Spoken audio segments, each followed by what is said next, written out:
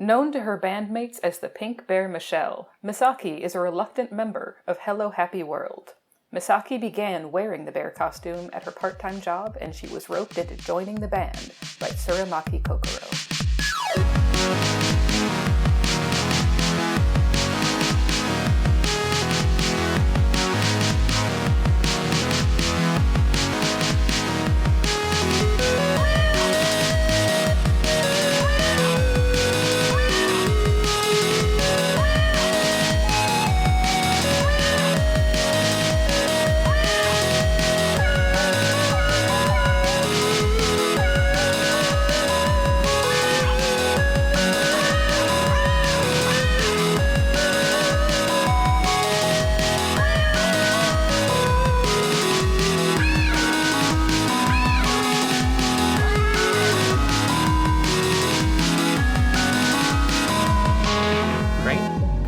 And then it goes ba ba da ba da ba da ba da meow meow meow.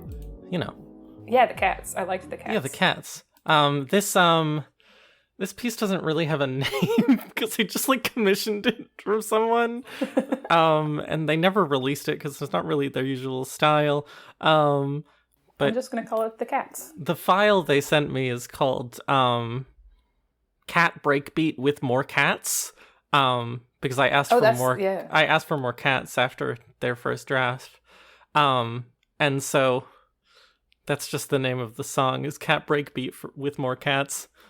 All right. Well, I like that name. Anyway, hello and welcome to Soulmates, where we talk about all our favorite little guys in all our favorite little games. I'm Ivy Fox. You can find me at Ivy Fox Art on co-host, and you can find our sister podcast, Together We'll Shine, an Utna Rewatch podcast, on your podcast app of choice. Not joining me, as always, is Ash, who is, at the time of the release of this episode, recovering from surgery. You can find him resting and healing in your local dirt on Ko-Fi at Asherlark, and also running the show's co-host at Soul-Mates-Podcast. Feel more than free to use the co-host asks feature, our best friend, to send them a nice little message like, "Hey Ash, today I put some dirt in my mouth and thought of you. Get well soon." And then, listener, you have to actually put some dirt in your mouth so that it's like an authentic message, you know? Do I have to do that? Yeah. Okay. We'll talk about it after. Okay. Thank you. Our theme is by Sueños Electronicos, you can find on Bandcamp, and our cover art is by Rygarden, who you can find on Instagram. Welcome, everyone, to the Great Gacha World Tour, where we explore sights unseen in the world of gacha games. Please keep your hand and...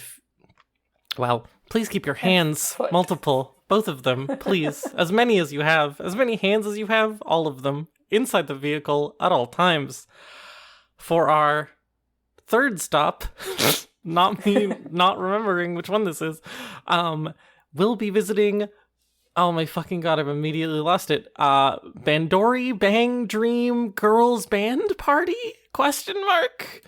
Yeah, it's more like BanG Dream Girls Band Party, aka Bandori. Bandori. Yeah, that. A blend of cute and appealing pop idol band girls with action rhythm gaming, I think, roughly, something like that, right? Yeah, we'll get more into it, but yeah, they're okay. Yeah. Joining us today as our local tour guide and expert, it's Dr. Frankie Pigeon. Yeah, I'm Frankie. You can find me on Discord, but you have to catch me first. So good luck. It was so, the muscle memory kicked in, and it was so hard not to call you Dr. Fanfiction. My past life. It's still there. If you notice over the course of this episode that me and Frankie have just sparkling chemistry, that's because we used to run a different podcast together, about weird internet art. That's all that matters, really. That's all that matters is, like, fucking weird, bad art that's on the internet. And sometimes good art. But sometimes it's really good. That's the Exactly. thesis of, I guess, every podcast I make. It's a good one. Okay. My standard issue questions. Before we get into the chaos, tell me about this game. Hang on, let me get it. Let me give it another shot. BanG Dream Girls Band Party, aka Bandori. Yes, that is correct. Tell me about it. What's the appeal of it? What do you like about it? What's up with it? What's the deal? Okay, well, I guess the main appeal of it is that it's so essentially this is the same group that originally did Love Live, which I think, at least in some circles, is a more well-known phone rhythm game. Love Live was very much just like pop idols who would put on performances. The appeal was that they were high school girls who were essentially like creating their own girl groups and then going out to live their dream as pop idol groups, I guess. And Bandori was essentially the follow-up one in which they're in rock bands. So it's theoretically rock music, but they all have sort of different styles. There's a variety of different bands. One of them is essentially like, the idea is that they're pop idols, but they play their own instruments, and then other ones are like more kind of like hardcore, and some of them are more just like poppy girl bands. So there's supposed to be a variety of different groups that can approach different genres, and then in addition to having a bunch of original songs for each of the groups and with some like collabs between groups and stuff, there's also lots and lots of cover music. So it's also a nice way in which they can work in like a whole bunch of covers of anime theme songs that people will be really familiar with, or other like Japanese pop music or rock music. So there's like a nice variety of songs that you can perform. Like the game's been out for years, so at this point there's like hundreds of songs, and they keep releasing more. And then there's a little story that you follow with each of the groups along the way. So yeah, the idea is that you get attached to these girls, get attached to the bands, and then acquire a whole bunch of cards with new art of them and new abilities to make you better at the game. Is there any band in particular that's your favorite? I mean, you've picked this girl, but I don't know if that's just because she has sort of her thing, which we'll get into, or if you particularly enjoy her band in particular? Question mark? I do actually really like their band. I don't know. It's definitely the silliest, which has a lot of appeal for me. This is the band called Hello Happy World, and the basic idea of it is there's this very rich girl at a school where like the idea of her character is that she's too rich to make sense. And so she decides that her goal in life is to create a band that will make everybody in the world smile. And that's this band. And and essentially like the members of the band are her, this like really peppy jock girl who's not very smart, this really like purple-haired lesbian Shakespeare girl where like she's constantly trying to like use Shakespeare to hit on the other girls, but in a way that's kind of sweet, and all of the other girls like in the entire world of this game think that she's really beautiful and attractive, and she's also very dumb. And then let's see, there's our girl who is the one who's sort of like roped into being the most sensible person in the room all the time. And then there's an additional girl who's like just a really sweet, nice girl who fully understands that they're all crazy, but is nonetheless having a good time herself. And it creates this fun dynamic where the character that I chose, you'll notice in her description it says that she's known to her bandmates as the Pink Bear Michelle. What this means is most of the members of her band literally think that there is a gigantic pink bear who is a member of their band and is the DJ. The only one who understands that this is just a mascot costume is the really nice girl who essentially just sort of like understands that this is her friend Misaki in a large costume. But it leads to all of these really funny like little comedies of error where, for example, everybody will, go to some event and Misaki will be there and the other bandmates will be like, oh, it's too bad that Michelle can't come. Or Michelle will show up to something and they'll go, oh, it's too bad that Misaki couldn't come. But then if Misaki takes off the bear head of the costume, they panic because Michelle's head has come off. So... It's such a shame that Batman couldn't come and save us at the Wayne Enterprises corporate function. Exactly. I guess he was just taking the night off.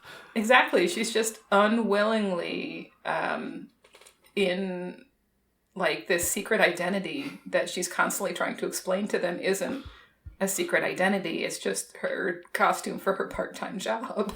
So, yeah. So I like this concept. It's really silly.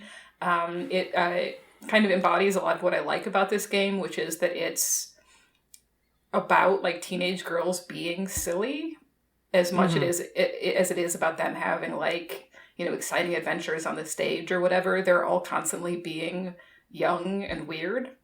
And it also means that her card art has this fun feature where all of the like versions of these girls that you can collect via the gachas will have two, like each card has two arts. One is like when you first get it, the untrained and then the other is when trained. Exactly. The other is when you upgrade it and it's, quote unquote trained, and now it's a stronger card, and usually it just switches to a much fancier version of the art where now it looks like they're in that performance and like the colors are really cool. But in her case, the other thing that happens is the first card art will be of Misaki and the second will be of the pink bear Michelle. So you get to kind of like look at both of them as alter egos in this way that I find really entertaining. She puts on the mask. Like Batman. Yeah, she puts on the mask. And she saves the world by making it smile with a band which is both meant to be like a marching band and also does have a DJ. So that works out. Yeah. And all of their music is just really kind of cute and fun. It's not like the most interesting music in the game possibly, but it's always pretty funny. There's always these little like parts where they sort of like chatter at each other, or there's like the fun little like I don't know, they're just cute. That's it. Great. You've already answered some of these questions, sort of, but I'm gonna ask them anyway. I love hearing you talk. It's been a while. It's nice. It is nice. I forgot about talking about art on a podcast with Frankie. It's nice. I enjoy it. What sort of broadly speaking, what do you like about the visual art in this game? Or not even like, but what's like interesting or like notable about it? There's a few things I can...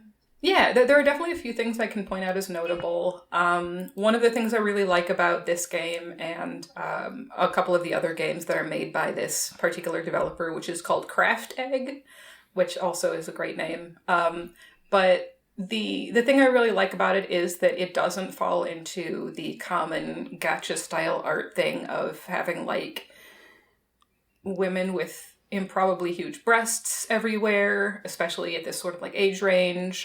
Most of the costumes are actually relatively like non-sexy. Like they'll be cute, there'll be like loads of ruffles and bows, but they'll like cover most of the skin other than maybe like arms and legs sometimes. And it kind of like drives home the fact that this game really does feel like it's made more for young women and girls than it is for men. Because like it has that feeling that they want these girls to be like likable and relatable to other girls. And I think the art does reflect that because it is very colorful and playful and fun, but it never has that kind of like feeling of like you are supposed to be looking sexually at these girls that some of the other gacha games can do. I also just really like the colors. They really love just busting out a full rainbow for like one card and like, you know, making there be like lasers or like bright lights that really kind of like bring in these interesting color palettes. Yeah, it's It's definitely just sort of like, I think, an art style that really focuses on fun. Another thing that's notable about it is they have a real tendency to sort of like accentuate, especially in sort of like the typical art that you see during the game, the shoulders and sometimes elbows of the girls. So in as much as I've said what I've said, there's always like a little blush on the shoulders that makes you think that somebody who made this art or had an opinion about this art when it was being made has a little bit of a thing for shoulders and like elbows. Uh-huh. So there is that as well. Yeah, me and... Sorry, Yeah. you can finish up. No, go ahead. Oh, me and our mutual friend, Harry, who's been a guest on this podcast before and is probably listening to this. Hi, Harry. Hi, Harry. We watch an anime together called Saki, which is very... I have very complicated feelings about Saki. Ash also has complicated feelings about Saki, but mostly negative. Hi, Ash. Hi, Ash. Get well soon. But I'm gonna eat dirt for you, Ash, apparently. we're all gonna eat dirt. We're all gonna be strong for you and eat dirt. This is what I do for friends of friends and friends, and I'm out of things to say there. You can carry on. But anyway, me and Harry watched this show called Saki, which is a mahjong anime that is sort of nuts. And in Saki, all the girls always have extremely shiny knees. Yeah. And it's like really weird just how shiny their knees are. You'll see any knee and it's so shiny and it's dazzling. It's so weird. So I will... You gotta polish your knees every morning. You gotta polish, mirror shine. Listen, how are you gonna focus while playing your girls' high school national mahjong match if you don't have your knees fully polished? Come on. Exactly. How are you gonna focus at being in a band if you don't polish your shoulders? Exactly. Although in this, it's kind of like buff the shoulders because it's like a nice little blush. So like I imagine them sort of like using a little powder puff in the bathroom, but on their shoulders. Oh, when you said buff, I thought about them having sort of like a little miniature one of those floor buffing machines and going over their shoulders just to get that shine real nice. Yeah, I also just imagine that they just had buff shoulders, and that would be okay. I'd be fine. Yeah, I mean they're lifting instruments and stuff all the time. That shit's hard work. Yeah. She's like in this probably like 50-pound costume all the time. Oh yeah, she's got to have some muscle at this point. It's just obvious. Speaking of which, you've already kind of answered this question, but I think... Listen, I have my little script, okay? It makes me feel safe and comfortable. I'm sure I have more to say, I promise. Why'd you pick this character? What do you like about them or find interesting about her? Well, so I think she's a relatively popular character. I like her because I have a tendency to be sort of fond of characters that do end up sort of get sucked in to wild capers despite themselves and then find themselves having fun. I like that she's one of those characters who's meant to look ordinary, which in this kind of game mostly means that she has like a normal natural hair color and a relatively ordinary haircut. But nonetheless, it's just kind of fun that there are a couple of characters who don't have, purple hair and pink eyes, and are still interesting and kind of central to the plot. I always love like the quote-unquote straight man who's sort of a foil to the crazier characters. I always think that's an interesting character to kind of like dig into, because in the end you have to explain why they are there if they are a lot less, like into it than everybody else. And it always comes out that they are in fact into it in some cute way. And I don't know. I just kind of like, I think she's neat. She seems to have a good heart. She's a character that actually seems to really try and be there for her friends. which in a way kind of like applies to most of the characters in this game. But yeah, I just like her. I like her vibes. They're good vibes. And she's a giant pink bear sometimes. Sick. Shall we get into it? Let's dig into it. Okay, people at home, this link will be in the video description. The video description? I'm watching too much YouTube. Jesus Christ. This link will be in the podcast episode description. But you can follow along at bandori.fandom.com/wiki/Okusawa Misaki. I have to spell it. It's one of our bits. OKUSAWA_MISAKI. That was decent. Sometimes I'm really bad at it. /cards.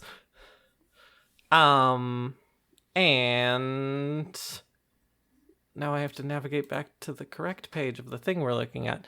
The first part. The first card that we are looking at is Michelle's Secret. Michelle's Secret. Mm-hmm. So, yeah. If we sort of take a look at the normal version of this card, the sort of pre-trained version, we can see that it is, in fact, a teenage girl who has taken her giant bear head off of her head. So this is the side of the card which features Misaki instead of Michelle. This is, in fact, from one of those story beats where she terrifies all of her bandmates by taking the head off, which is why I thought it was a fun one to start with. This is essentially one of her earlier cards. And yeah, in this piece, do you want to give a sort of go at describing it more generally? Yes, but wait, quick question first. What's up? An early plot beat is that she terrifies them by taking off the head, but they still don't know that it's her? Yes. Okay, just checking. Yes. But somehow they see that their friend has been decapitated, but they have very limited vision for the things that would bring them to reality. And that's just how it goes. That's just how it goes. Hello, happy world. Hello, happy world. Okay. This is her. It's, oh my god, what is her given name again? The word Misaki. Misaki. This is Misaki. She's in like a little recording studio with red walls. There's some audio equipment in the background. You can see sort of like the top, maybe 20% of her. She's in just like a black top. She's real sweaty. Her hair's real messy. And below that is like the pink bear mascot costume. She's like taking off the head and she's holding it in front of her. The head of Michelle looking at us with a dead-eyed blank look. It's kind of awful. I kind of don't like it. And you'll see a lot you can see I know. You can see a little bit of the details of the costume early. This is fun for me. You can see the sort of like marching band, like gold and black cuffs, and Michelle is wearing this stupid marching band hat that also kind of looks like one of Ash Ketchum's worse hats. And the little sort of shoulder pauldrons with the tassels. Yeah. I think that this piece of art is perfectly fine. Yeah, pretty much. Yeah, she looks kind of flustered, as if she's been caught in the act.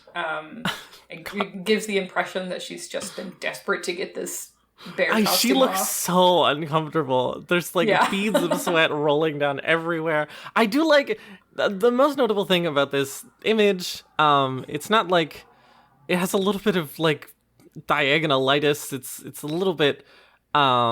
She's a little bit askew in a way that I don't really like that they do on a lot of these landscape cards. But I really like how they've drawn. This is a really good first choice. I really like how they've drawn her here. She just looks really, and it's not even like the facial expression isn't even super nuanced. She's kind of not doing anything with her eyes. But just like the way that they've drawn, like, you know, the messy hair and the blush and the sweat drops and like the redness, it really like conveys emotion really strongly in a bunch of really nice little subtle ways, which I really enjoy. And that's like most of this image. There's not much else to talk about here. Yeah, that is fair. Which is fine. Yeah. Good start though. I they just don't know. That's very funny. Yeah, it's sometimes unclear whether they just refuse to know. Yeah. Which is, you know, a choice. Sometimes you have to live in denial. This is just life. Sometimes you really wish your best friend was a giant pink bear. I mean, couldn't be me. I would rather have a friend who is not a giant pink bear, but you know. I can't tell how much you're lying. No, I'm being sincere. That sounds very alarming. I see. I mean, as you mentioned, the bear head does have a very blank stare. It's very frightening. There's sparkles just sort of like drawn into the eyes as if to give them a sense of like whimsy, but it just sort of draws attention to the fact that they're otherwise featureless black discs. Yep. So appealing. Yeah. Cute and appealing. All right, trained image. Yeah, so now we have Michelle herself. In this one, she has been given a different costume. So it's the same big pink bear, the same eyes devoid of feature other than those painted on sparkles. But at this point, she's been given a costume that looks very circus-y. Circus? Yeah, circus. I was like, is this like a vague mariachi thing? But I think it might just be circus. There's like circus balloons behind her. Yeah, there's definitely a sort of like latent circus theme for this band. So I think they kind of go through a variety of different ways of trying to express that in the costumes. So in this one, she's wearing a top hat, which has some little pom-poms and feathers attached to it, a colorful ribbon around it. These puffballs reappear across her costume, around her wrists, around her neck. And then there's a sort of like polka dot lace shawl, I want to say. Sure, like a poncho, like a shawl, kind of draped over her shoulders. And then she has these weird sort of detached cuffs that are all just sort of transparent ruffles and puffballs. There's sort of like a strong kind of like circusy blue, red, yellow thing. There's like big balloons behind her that are blue, red, yellow. She's in this like circus tent. You can even see a little bit of the sort of support structures of the circus tent. The Hello Happy World logo in front of her is in sort of like a circus. I don't know how to describe this thing. You know, it's a circus-y sign. Yeah, like a marquee or whatever you'd call it. Yeah. And she's just doing her little DJ thing. Hey, she's got her DJ gear. Hey, it must be really, really fucking hard to DJ in this bear outfit. Yeah, I wonder about that. So hard. Like you gotta press all those little buttons. Yeah, it gives the impression that there's like 3 toes on her gloves. So like a thumb, an ambiguous middle, and an ambiguous sort of like third toe.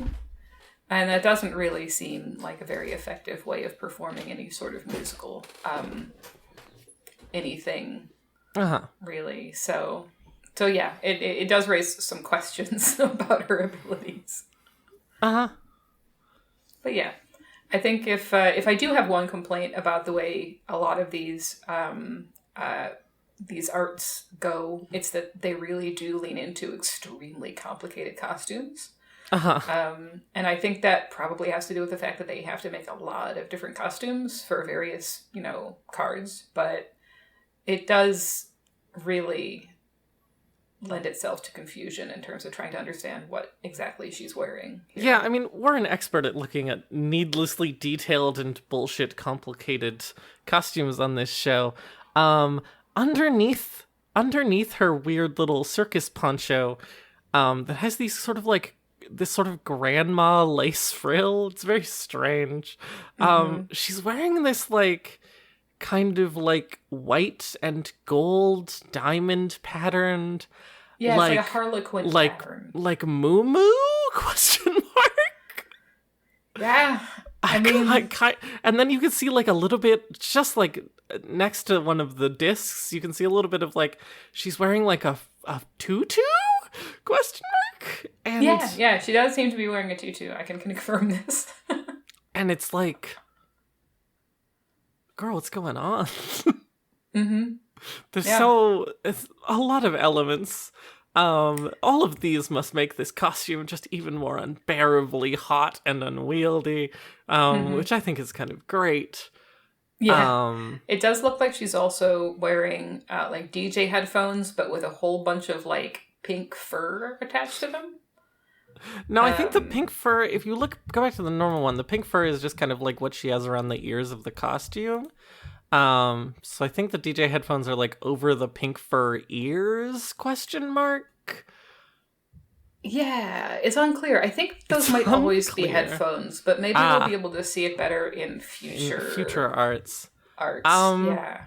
I think similar to the last one, this piece of art is perfectly fine. It's a little bit boring compositionally, but not in a way that offends me. It's a nice just kind of like early look at like, this is what she does. She does the thing. She does a DJ. She wears a silly costume on top of her silly costume. I do like the colors. You're right that the colors in these are really nice. I really like that just like she's sort of this bright pink, this sort of bright magenta pink, and it pops out from like the thing about making everything else this sort of red blue gold / yellow thing is that like her sort of bright magenta pink sort of top of her face really pops out in a pleasing way. I like her sort of reaching out to grab my hand to save me from sinking into the water.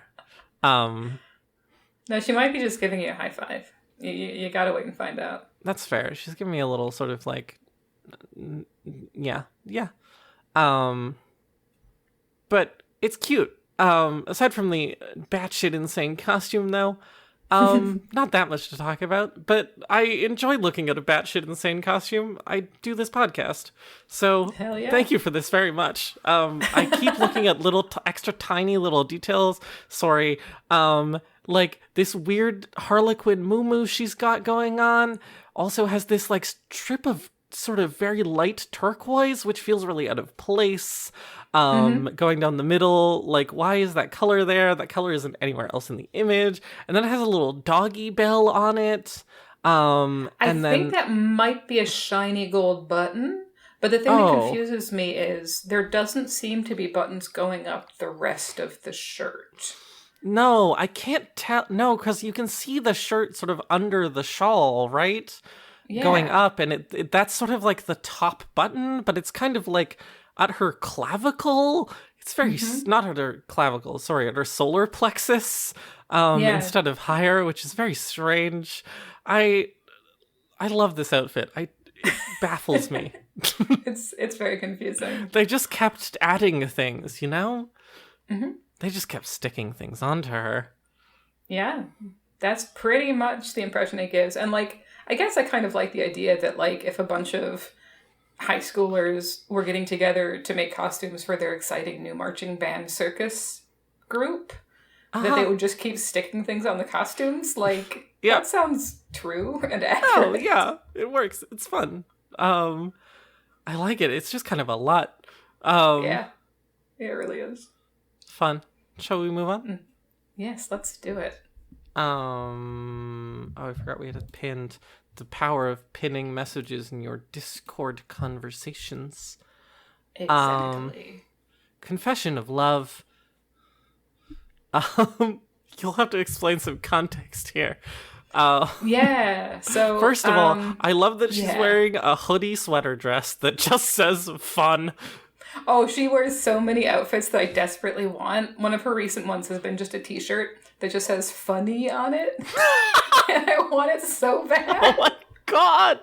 That would be so good on you. That would be so good on you. Thank you. I agree. I will, someday I will own the funny shirt. Mm-hmm. But yes. Yes, so in this art, it looks as if they're maybe in a backstage type area, or, there's like curtains, red curtains draped around them. You can once again sort of see like scaffolding above the hypothetical stage. In the background, on one side, there's gorgeous vases of flowers. And on the other side, there is the purple-haired Shakespeare lesbian in a mysterious disguise, watching happily as our Misaki friend appears to, at least implied by the name of the card, confess her love to one of the other characters. And give is me one this second. This is the wait, hang on. I'm looking at their page. This is the insane girl who's not the rich one and also isn't the purple-haired Shakespeare lesbian, but is the other one. I forget her deal. What's her deal again? So her name is Canon. Probably, I don't know if I'm pronouncing that right. I guess I could just call her Cannon from now on, but that makes her sound like a weapon. But she's actually the one who's the most sensible outside of Misaki. She's like a good-hearted, sweet, quiet girl. She has like sky blue hair, and she's relatively gentle, and she's the one who's usually like somewhat sucked into the craziness of the rest of the band, but then spends the rest of the time sort of off in the corner with Misaki being like, I know, you're not a pink bear. And so she sort of like acts as some of the bridge in between Misaki and the other characters, in some sense. And in this, she's wearing a little frilly white dress and a frilly headband that makes her look kind of like maybe somebody's idea of like a shepherdess from some past age, I guess. Maybe they look like maybe they're doing like a Phantom of the Opera thing, question mark? It's quite unclear, yeah. I do want to draw attention to the very cute hat that Misaki has removed in order to make this speech, which seems to have a little bear, on it. Yeah. And it's actually really cute.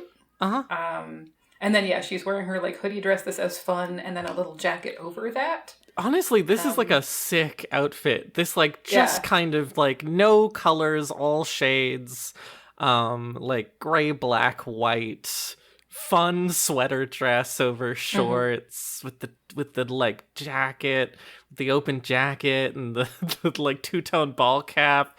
Like this is street fashion, 100%. Hell yeah. And one thing I like, armed with the knowledge, that sort of like her and Kanon, whatever, are sort of like, the straight men together.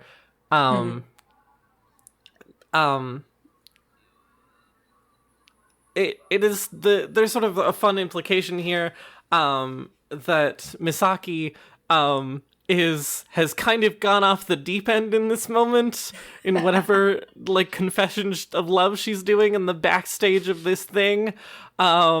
And Kanan's kind of like, hey, I thought we were chill. No, don't be like them.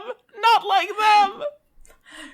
But at the same moment, you can kind of see in Misaki's face that she once again looks quite embarrassed. She's still got that blush on.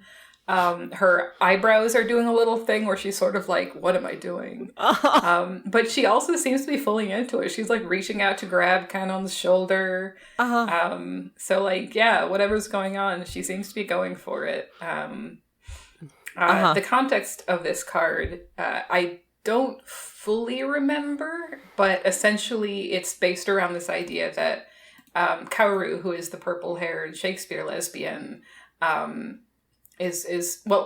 should go back a little bit. Kokoro, the one who is the, like, super rich one who goes off the rails all the time, has decided to bring them all onto a giant cruise ship. At which point, Kaoru, the purple-haired lesbian, kidnaps Kanon and makes them all go on, like, a little mystery adventure to try to find them. And it's once again one of those fun things where everybody else in the group is like, oh, who's that mysterious figure in that mysterious mask? When Misaki and the audience both know that it's obviously the purple-haired Shakespeare lesbian because she has purple hair and she's very Shakespearean. Constantly quoting Shakespeare without really having any idea what the quotes actually mean, which I love. And I cannot remember how this led to Misaki having to do a confession of love. But that is the context in which this takes place, where Misaki has sort of been sucked into this weird sort of like play adventure by her band, and she is once again playing along. This image has composition, and it's really nice actually. I love they have a really nice use of light and color here. They're actually pretty chill with the effects on this one, which I appreciate. I like that there's a spotlight on them though. Yeah, well, but Misaki's kind of like in this kind of like angelic heavenly spotlight, you know, she's the savior of the scene. She's like shrouded. She's in this like despite how like weird and honestly like excellent her outfit is, she's wearing white. She's like being bathed in this angelic light. She's got these like she's coming from like between the roses, you know, to kind of to reach out and save Kanan, which is sort of like the framing of the image reinforcing their stupid little narrative they're in. And then the purple-haired Shakespeare lesbian, well, I guess I'm just gonna call her that because I can't remember her name. It fits, you know, if the shoe fits, then it's the shoe. Girl, your lesbian's showing. But the purple-haired Shakespeare lesbian is kind of like off in the corner. She's sort of like in the shadows, and she's sort of surrounded by this like deep kind of like, you know, tempestuous red. And it's nice. There's sort of like a and then Kanan is kind of trapped between them. She's a little bit in the light, she's a little bit in the red. There's a really nice sort of like line like down like from the light across all three of their eye lines, like going down and going from like bright light to like darker red. It's really nice. It's a nice image to look at. I like this one. Yeah, it's good. It's fun. Trained? Shall we? Yeah, let's see what it looks like trained. Okay, yeah. So... So... Go on. We once again have Michelle. Of course. In the foreground, she's like it's facing... It's really weird that they have like... It's really weird that, like, for this one character, they have cards for two different characters. Like, you'd think that the trained version would be the same girl, but instead it's this other character who's this pink bear. It's really weird. Yeah, it's really strange. It's like they don't treat them as two separate characters, which we consider to be very confusing. Like, shouldn't the bear have her own? Shouldn't he have her? They're different guys. I don't understand. Anyway, sorry, you can continue. No, it's very strange. So this bear character, Michelle, she's facing us. She's facing the camera, but also kind of like half leaning away to reach towards her DJ equipment, which is in the background, while also pointing excitingly off, like towards the audience, I guess. Except that I think the audience is in the other direction. So I guess maybe we're backstage, but also the stage appears to be a beautiful marble staircase. It's yeah, don't think about it too hard. Okay, I won't. In the further background, you see what seems to be the audience, because it's like a series of like tiered seating, I guess, with a bunch of like glow sticks. It's sort of going through a rainbow effect, but it's going from like green to blue to purple to pink in the audience. And when we actually focus in on Michelle, she's wearing what seems to be a sort of like detective costume. Yeah, she's got sort of like a Sherlock Holmes kind of thing with the deerstalker cap and the checker, the brown checker. Yes, but notably, the deerstalker hat does have 2 ears on it, like stitched on. They're very cute. She's wearing a monocle for some reason. She has a little capelet over her like brown checkered like detective top, like detective jacket, I guess. Or it might be a vest. And then a different color of like plaid trousers. They're sort of like a dark greenish blue. And she's got a little ribbon in the front. I like these fountains behind her doing these weird little loop-de-loop patterns. Yeah. Fun stuff. Like, it's there's a lot going on in the background. I'm not entirely sure where they're supposed to be, but it seems to be a place with like some really astonishing architecture. And I'm not sure how it's a concert venue, but it is, I guess. And yeah, the bear has the same expression on her face as she always has, because it doesn't really seem to be capable of moving, but it's a happy expression, so that's good. Presumably she's in the detective outfit because Michelle helped Misaki find Kanan. Me remembering all the names.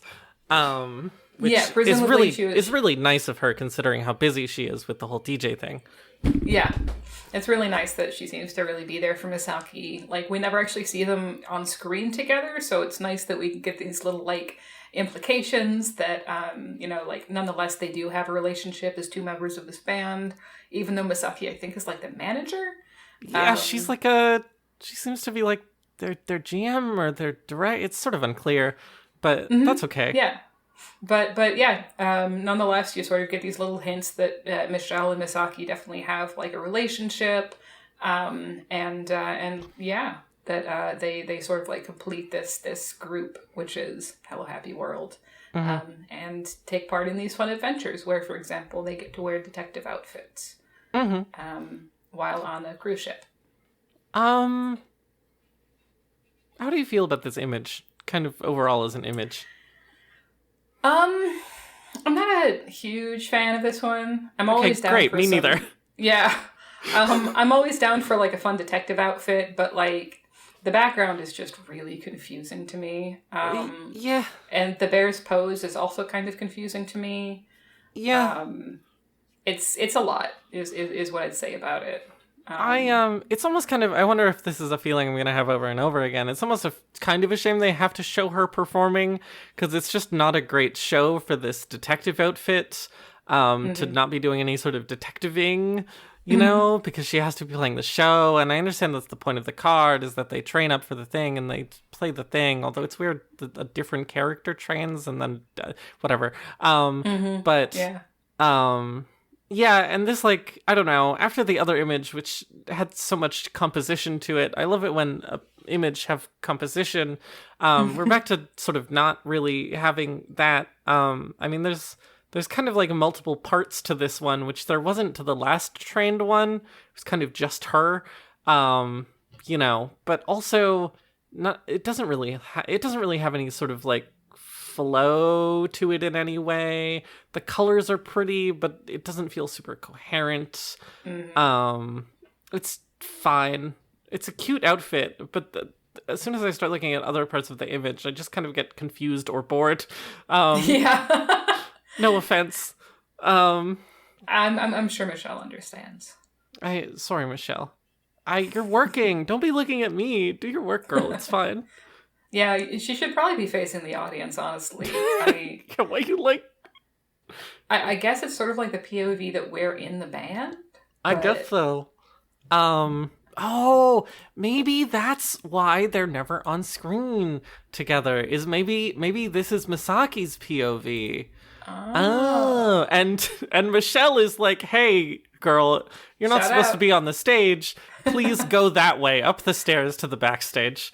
Oh, that could be it, yeah. That's where she is. That's where you can go make your confession of love. Yeah. I'll distract the crowd. Hey, there you go. Now we've got the plot all comes together. Yeah. Okay, well, next. Yeah, let's go to the next one. I think we've milked all we can out of Detective Misaki. Uh-huh.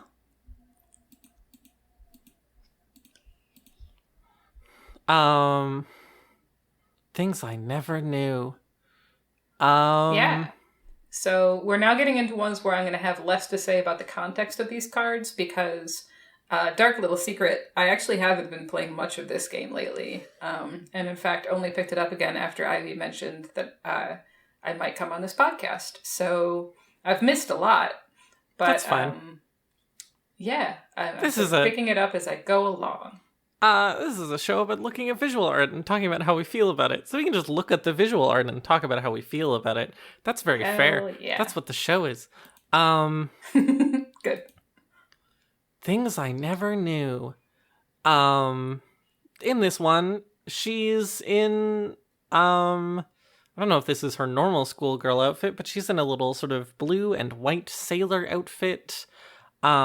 She's with a couple of girls who are maybe girls in the band or are maybe just kind of generic blonde. One is, and one is maybe just a generic blonde girl or is someone from another band.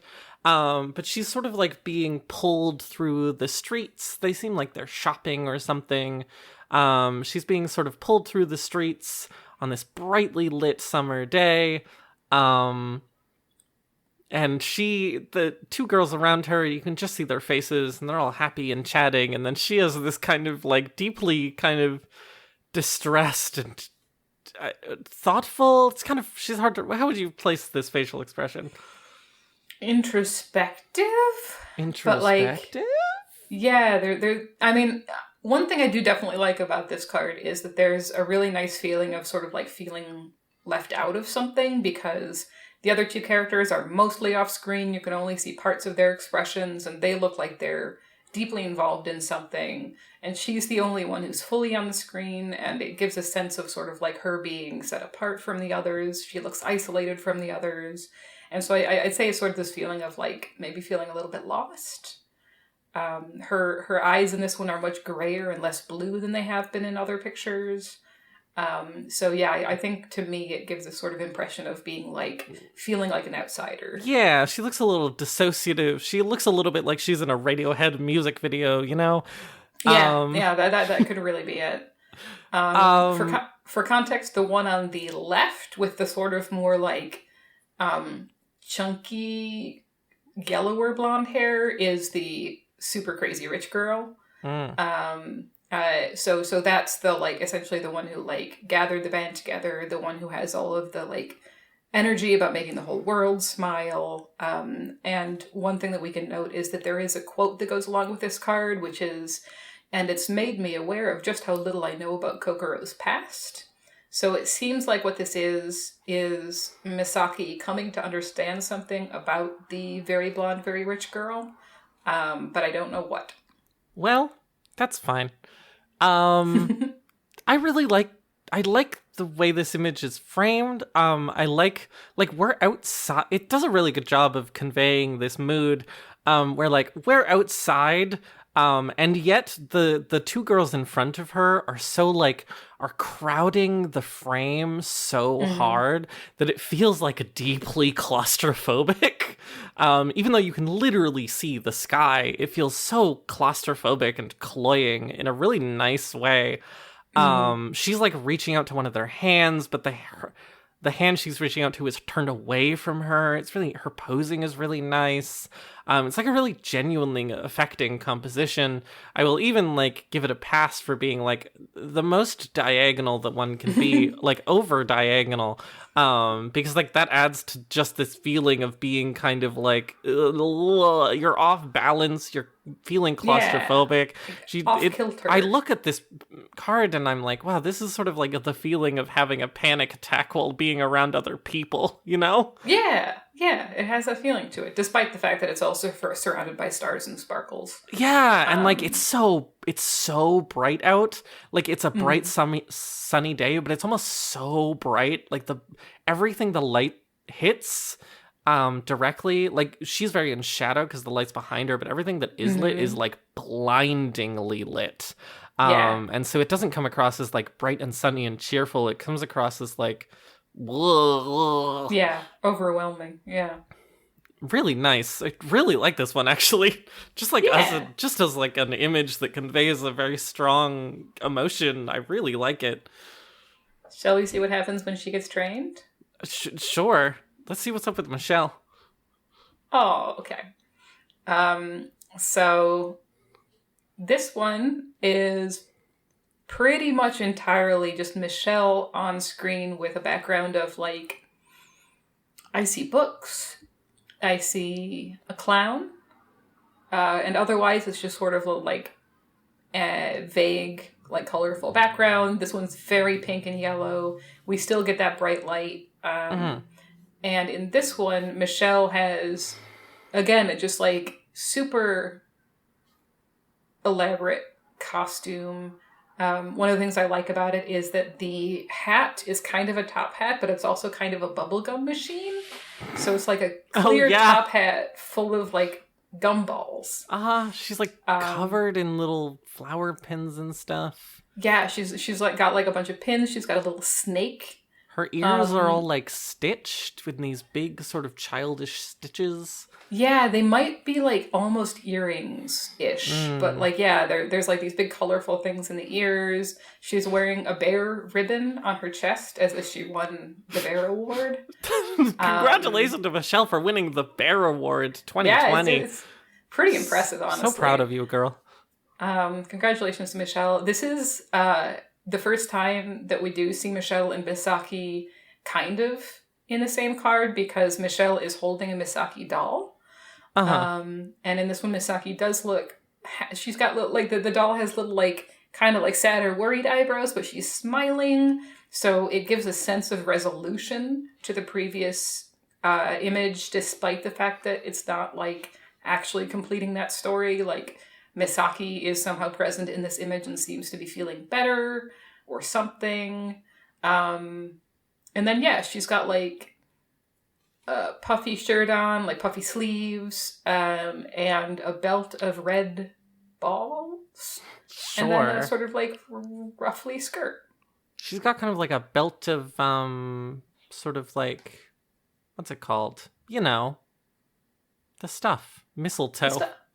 Yeah, it does look like mistletoe, or like the strings of cranberry that some people make around the holiday time. I kind of like that.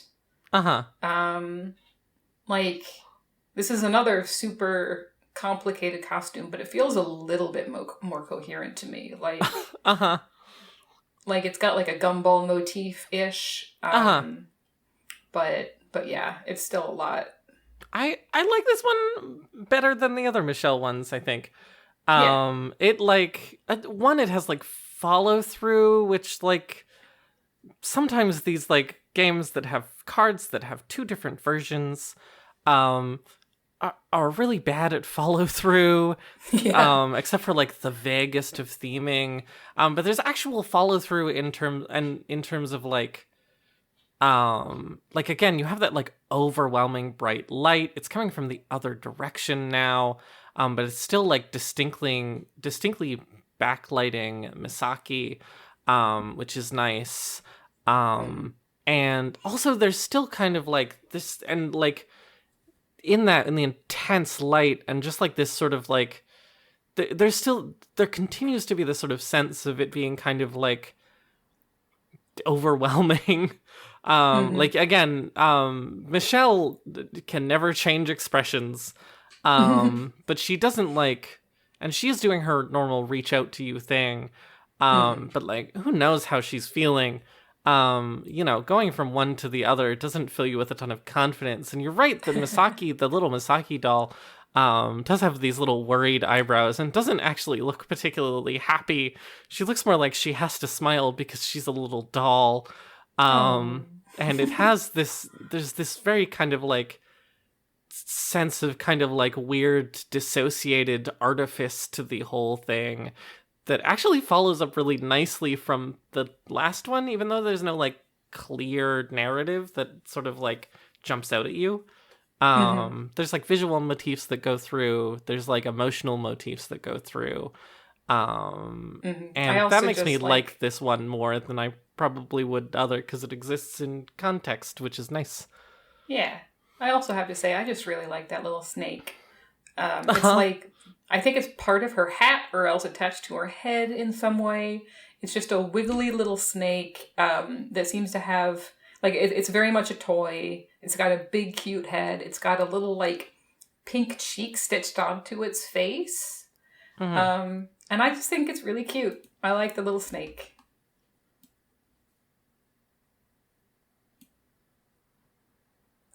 One thing that I think is worth mentioning about this one is that there's a ranking, as usual, to sort of like the things that you can win from the gacha. The ones that we've looked at previously were 3-star cards. This is our first 5-star card, which means that it's supposed to be one of the most valuable and rarest. Which feels like it might have something to do with the fact that this one has slightly better art. Maybe. Like, you know, like this one does feel like there was a little bit more thought put into it, perhaps. Yeah. Fancier art. I think that's all I have to say for this one if you want to move on. Likewise. It's time for timid stage rehearsal. Oh no, she's so timid about her stage rehearsal. She's pretty timid. I think she's got longer hair this time. Yeah, her hair, maybe it's different, or hang on, let me look at things I never knew again. No, it's about the same. It's a little bit neater. She gave it like a comb.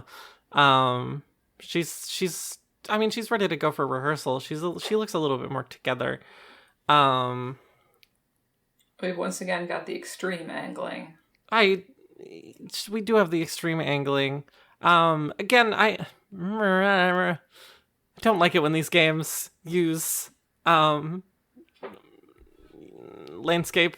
I understand why they use landscape now. They didn't always. It feels like they don't want to commit to either landscape or portrait. I understand why they use landscape is because you play the game in landscape, and so they don't want you to like turn your phone. However, also like it's art of people, and people are tall. We have like the whole first episode of the Great Gacha World Tour is about this, so I don't want to get into it too hard. But like it does bother me. This game is definitely doing it a little better than Project Sekai does. With the very least, like when they have these extreme angles, they feel like they're using it for something a little bit more. Like this one, the extreme angle, I'm still not, it's okay. It contributes to the sense of like claustrophobia. They were like trapped in this corner with her. She's just wearing this kind of like orange and white sort of like jogger, basically. Yeah, it's like a tracksuit. Behind her is she's sort of like shoved in the corner of this like rehearsal room. You can even see like the fire extinguisher, which is a really nice touch, I think. Really makes you feel like you're in sort of like the back room. There's a mirror behind her where you can see her book reflected. And in her back, and she's just like practicing her lines. I'm reasonably fond of this one, actually. Again, the extreme angle is like used for a purpose here. I still think we could call it a little bit, especially because this outfit isn't that interesting. So I'm like, we don't have to look at this much of this tracksuit. It's okay. But at the very least, it contributes to the sense of sort of being stuck in the corner and anxious and claustrophobic.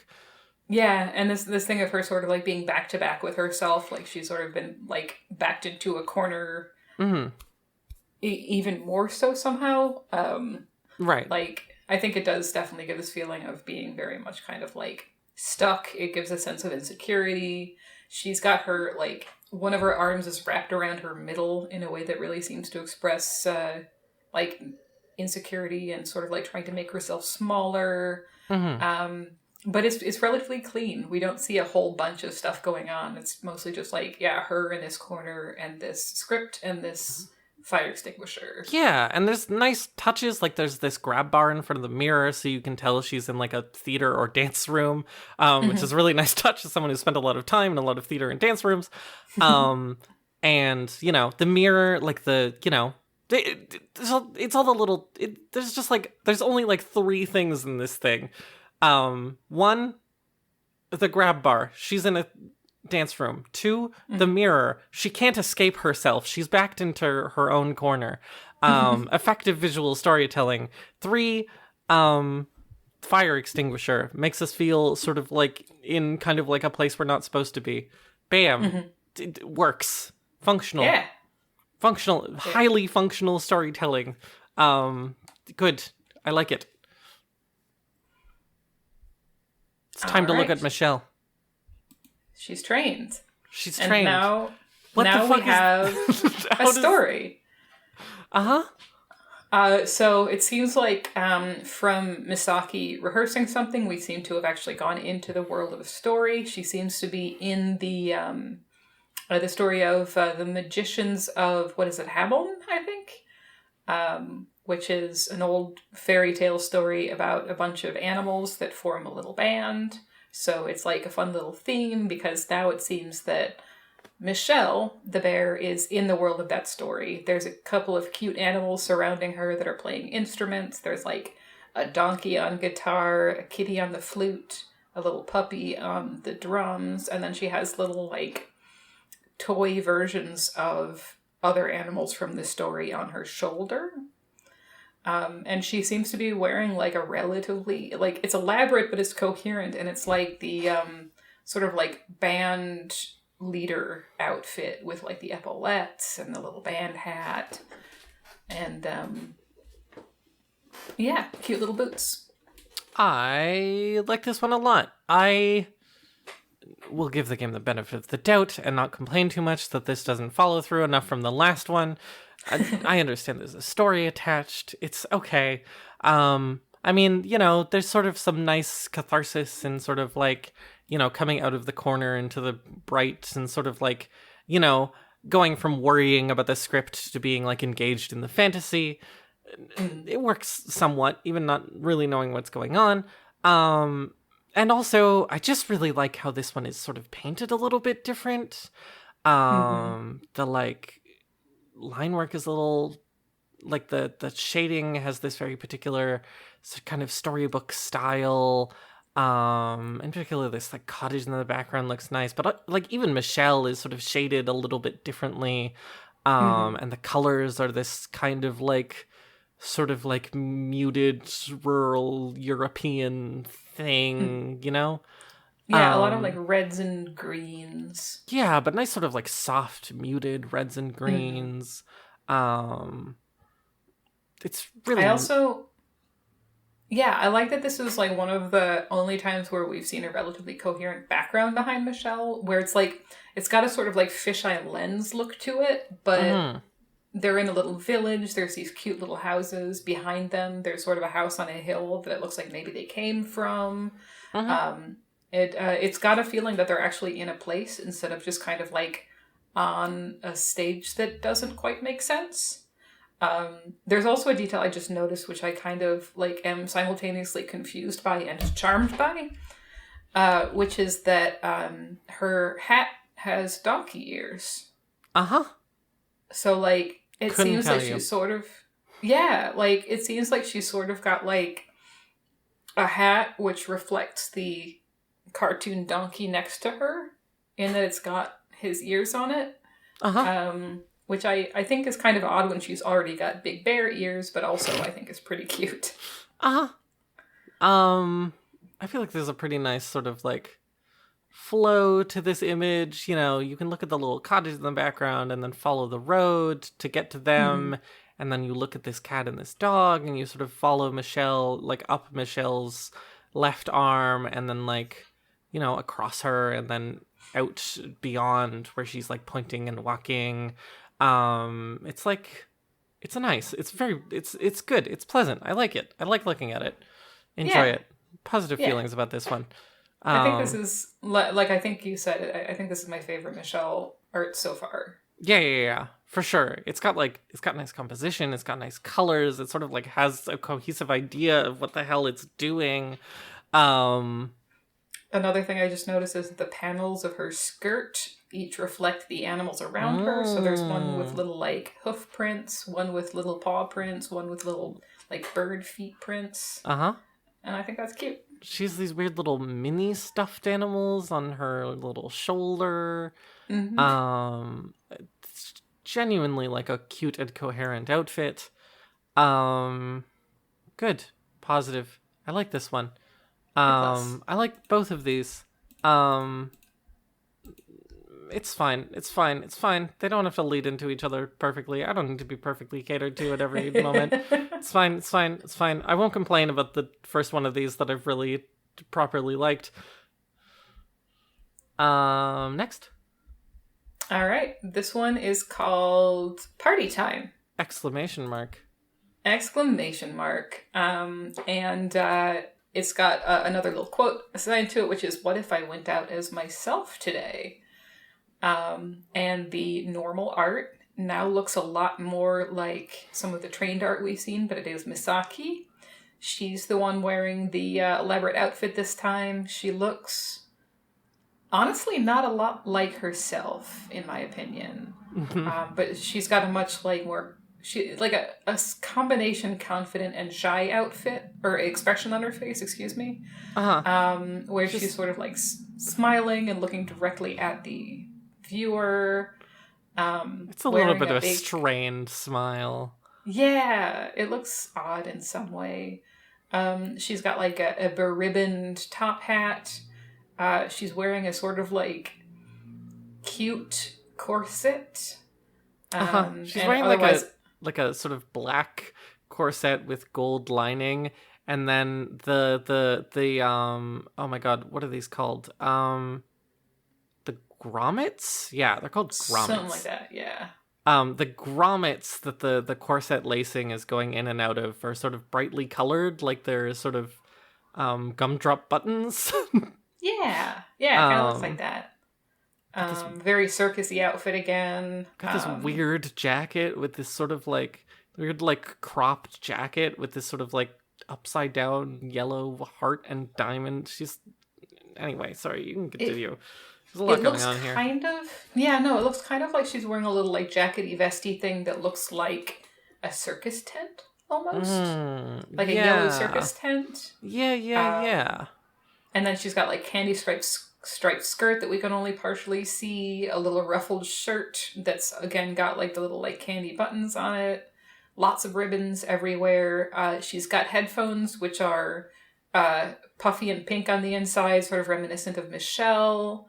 And we've once again got an angle but not as strong of one, and we see a blown up version of her like on a screen behind her. Which, yeah,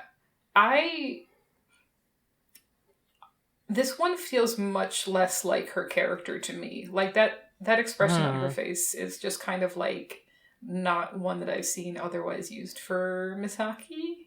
Yeah, I don't know. There's not a lot in this one that I feel super strongly about, if I'm honest, other than just sort of being like, well, that's weird. Yeah, I kind of like, I wish this one I wish was on less of an angle. I feel like if it was on, first of all, there's just like enough space, like for how tall she is in the frame. There's enough space to have her not on the angle and still be able to like see this whole outfit. And then if she wasn't on the angle, if she wasn't on the angle and thus taking up so much of the space of the frame, you could fit more like stuff. There's stuff in this image, like there's these lights in the bottom left, but they don't really do anything for me. I think her posing is decent. I like how she's like holding these headphones, and it's sort of like it's a decently compelling pose, but it's also like it's so busy and there's not that much that's interesting aside from going, well, weird outfit. you're more of an expert on Misaki than me. But I think this, like, for her, like, attempting to perform while, like, maybe feeling a little bit too vulnerable, I think this pained smile does kind of work for me. I almost wish it was a little bit more pained just to really get the point across, but... That's, I think, what I would want, is her looking a little bit more, like, sheepish almost, where in this one she kind of just looks sort of, like, flushed. Yeah. I feel like they could do a little bit more with her eyes. They're kind of weird and glassy and don't really convey much. Yeah. They convey a lot with just like how much she's blushing, in a way that I think they could do more with more parts of her face, more often. Yeah. Pretty much. It's fine though. Version. I love her fucking gumdrop grommet corset though. Sick. I do think that is cute, yeah. Hello Happy World. It's the first thing I saw. Hello Happy World. Michelle is always offering me her hand. Constantly. Yeah, she's got a strong feeling of like inviting you into whatever she's in. This one actually has an interesting follow-through from the previous one, specifically because if you look back at the normal version, I think that the design on her corset is of a little, like, merry-go-round or a carousel. And then in this one, Michelle is inviting us to a merry-go-round or carousel. Right. But yeah, Michelle is actually wearing a completely different outfit here, which I find very interesting and kind of like. Yeah, and she's reaching out one hand towards the audience and pointing the other one towards this big sign that says "Welcome" over this carousel. Yeah, just like very much kind of like inviting us into this. She is wearing a little like sash that says "Hello Happy World" on it. And she's got two little hearts underneath one eye. Yeah, they kind of... I've noticed they do her... They do her ears differently sometimes. In this one, it has this sort of like yellow plaid pattern. This like yellow gingham pattern. Yeah. She's sort of like her sort of somewhat standard issue, sort of marching band leader, little hat. Although it has this little string of sort of gumdrop colored beads, which I kind of like, and sort of like the pom-poms and the feathers. Sort of wearing a standard sort of like red, gold, green like jacket with a striped shirt under it and this sort of frilly skirt. I also really like the colors on this one. She has this very kind of, I have no idea how to describe it, but like the red and this red and green are really soft. She's really soft. Her colors are really soft. Even like the pink is nice and soft. And then behind her is this like just really bright blues and greens. And it's really pleasant to look at. It doesn't really do it for me as like a piece of art. It's a little bit, there's not that much here. And like, it's a little on the nose. She pointed at the sign that says "Welcome." I understand. I'm supposed to feel welcome. I think I wish that she was taking up a bit less of the foreground, because it seems like there could be an interesting background behind her, but she's dominating so much of the image that you don't really get a strong sense of place. Yeah, if you could like see the carousel at all instead of only being able to see the spokes of the carousel, or whatever the hell is happening here, who could say? I'm not entirely sure, no. Then she could be like playing with the carousel in some way, she could be pointing at a particular carousel carriage, or like be sort of like, oriented some way to like line up with the rotation of the carousel in some sort of pleasing way. And instead we don't really have any of that because we have to be so tight on her.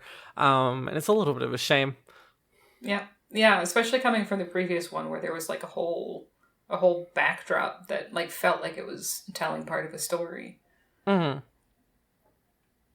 That's okay, yeah. though. Yeah, These it's two also, fine. like, not my favorite follow-through. It's circus-themed, but half of them are circus-themed anyway. At least half, I yeah. feel like the color, our color scheme changes so much that it's kind of jarring. Um, eh, Yeah. eh, Yeah. Yeah. eh. Yeah. Do you want to take a 5-minute break? Yeah, sure, let's do it. All right. See you all soon. どうも、ハローハッピーワールドの奥沢美咲です。なんかこうやって名乗るのも、今になってみると恥ずかしいな。あ、一応私もメンバーってことで、自己紹介取ってもらってます。Hi, Olivia. Miss you. I won't tell her that. She'll cause problems. I don't even know how.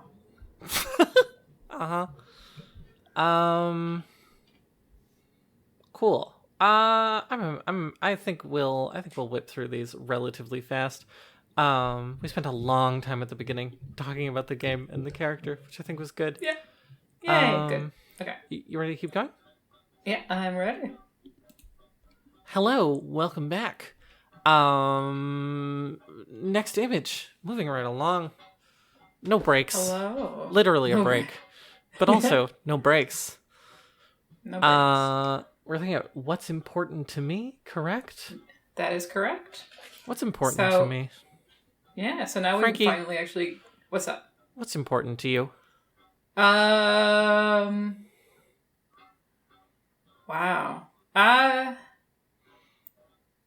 Friendship. Wow. Look at this fucking loser. Loves their friends. Hey, Jesus Christ. I know. It's the burden I carry, though.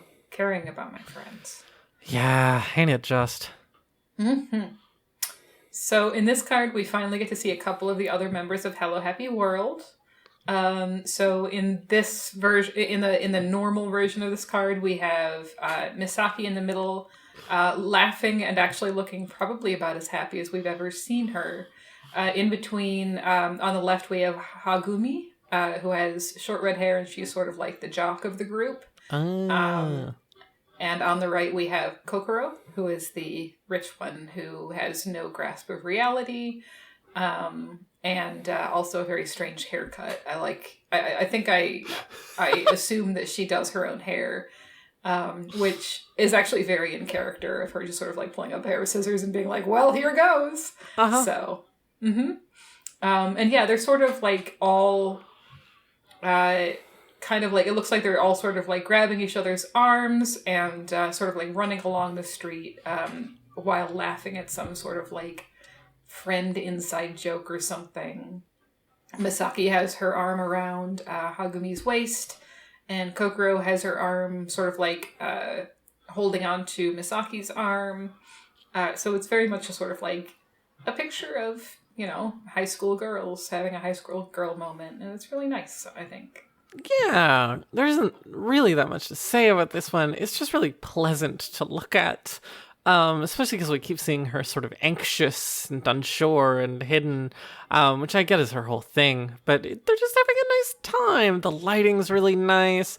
Again, it's this bright light, but it doesn't feel overwhelming here. It feels very kind of soft and like early sunset-y and nice, and creates this nice sort of like...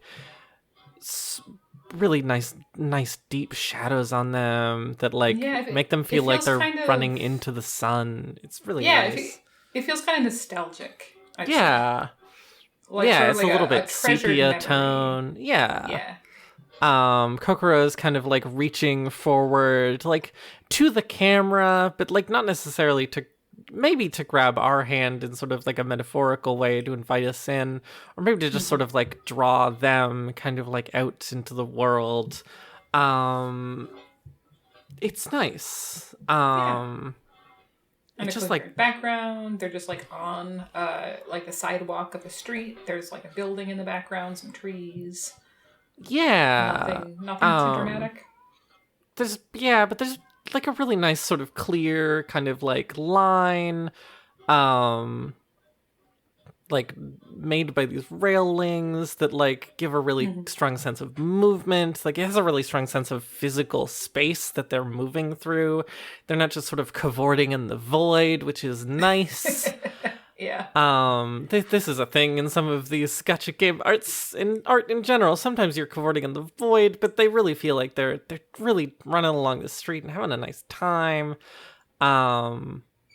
It has these like kind of sparkle bubbly effects that like are fine.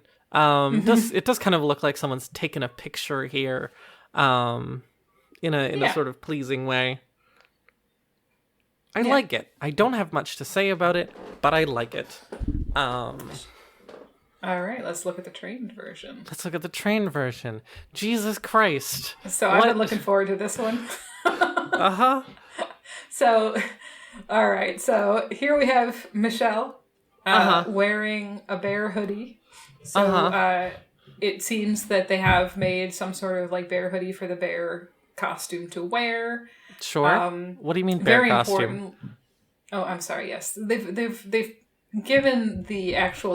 The bear costume is in the bear hoodie for Michelle. Yeah, exactly. I understand. Okay. She seems to be wearing a hat that says "Bad Bear" on it. She's wearing sunglasses, which have what looks like a supernova reflected in them. Underneath her hoodie, she's got a pair of very nice-looking headphones. She's wearing, I think, a leather jacket with, on the one side, there's a patch that just looks like a little pink bear. On the other side is a patch that seems to say something, but I can't understand what it says. It says like Numa? It looks like it says Numa. Maybe she's playing the Numa Numa song. She might be playing the Numa Numa song. I don't know of that being in the game, but Numa you hey. never know. Numa he. Numa ha ha. Numa Numa yay. She has a gigantic bling necklace on that says DJ Michelle in enormous letters. But notably, DJ and Michelle are different pieces of bling attached to the chain at different points, as if she bought the thing that says Michelle and then she was like, wait, hang on, I also need it to say DJ, and bought a second one. She's wearing a pair of jeans. I love that her jeans say bear on them. They do. She also does seem to be wearing an open Hawaiian shirt underneath her hoodie jacket. You can see her weird star-shaped bear belly button. Either that or that's another shirt with like Harlequin diamonds on it. One or the other. And then behind her is just an explosion of colors and lights. You can sort of see that there's like and confetti and it looks like there's a giant sign behind her that says Michelle in bright neon with like bear ears behind it. Like, this is clearly her moment. She's pointing up into the air triumphantly. I have to admit, I love this one. Well, the thing is that Misaki is out with her friends, right? And so that means that Michelle, without the controlling hand of management, on her, can do whatever she wants. And so she's being a bad girl. And so she's being a bad bear. Excuse me, yes. And playing the Numa song. Playing the Numa song, of course. But yeah, no, I really like this one. It's very silly. It's very, like, there's nothing interesting going on in the composition. Like, she's fully centered, but like, I don't know. I'm a real sucker for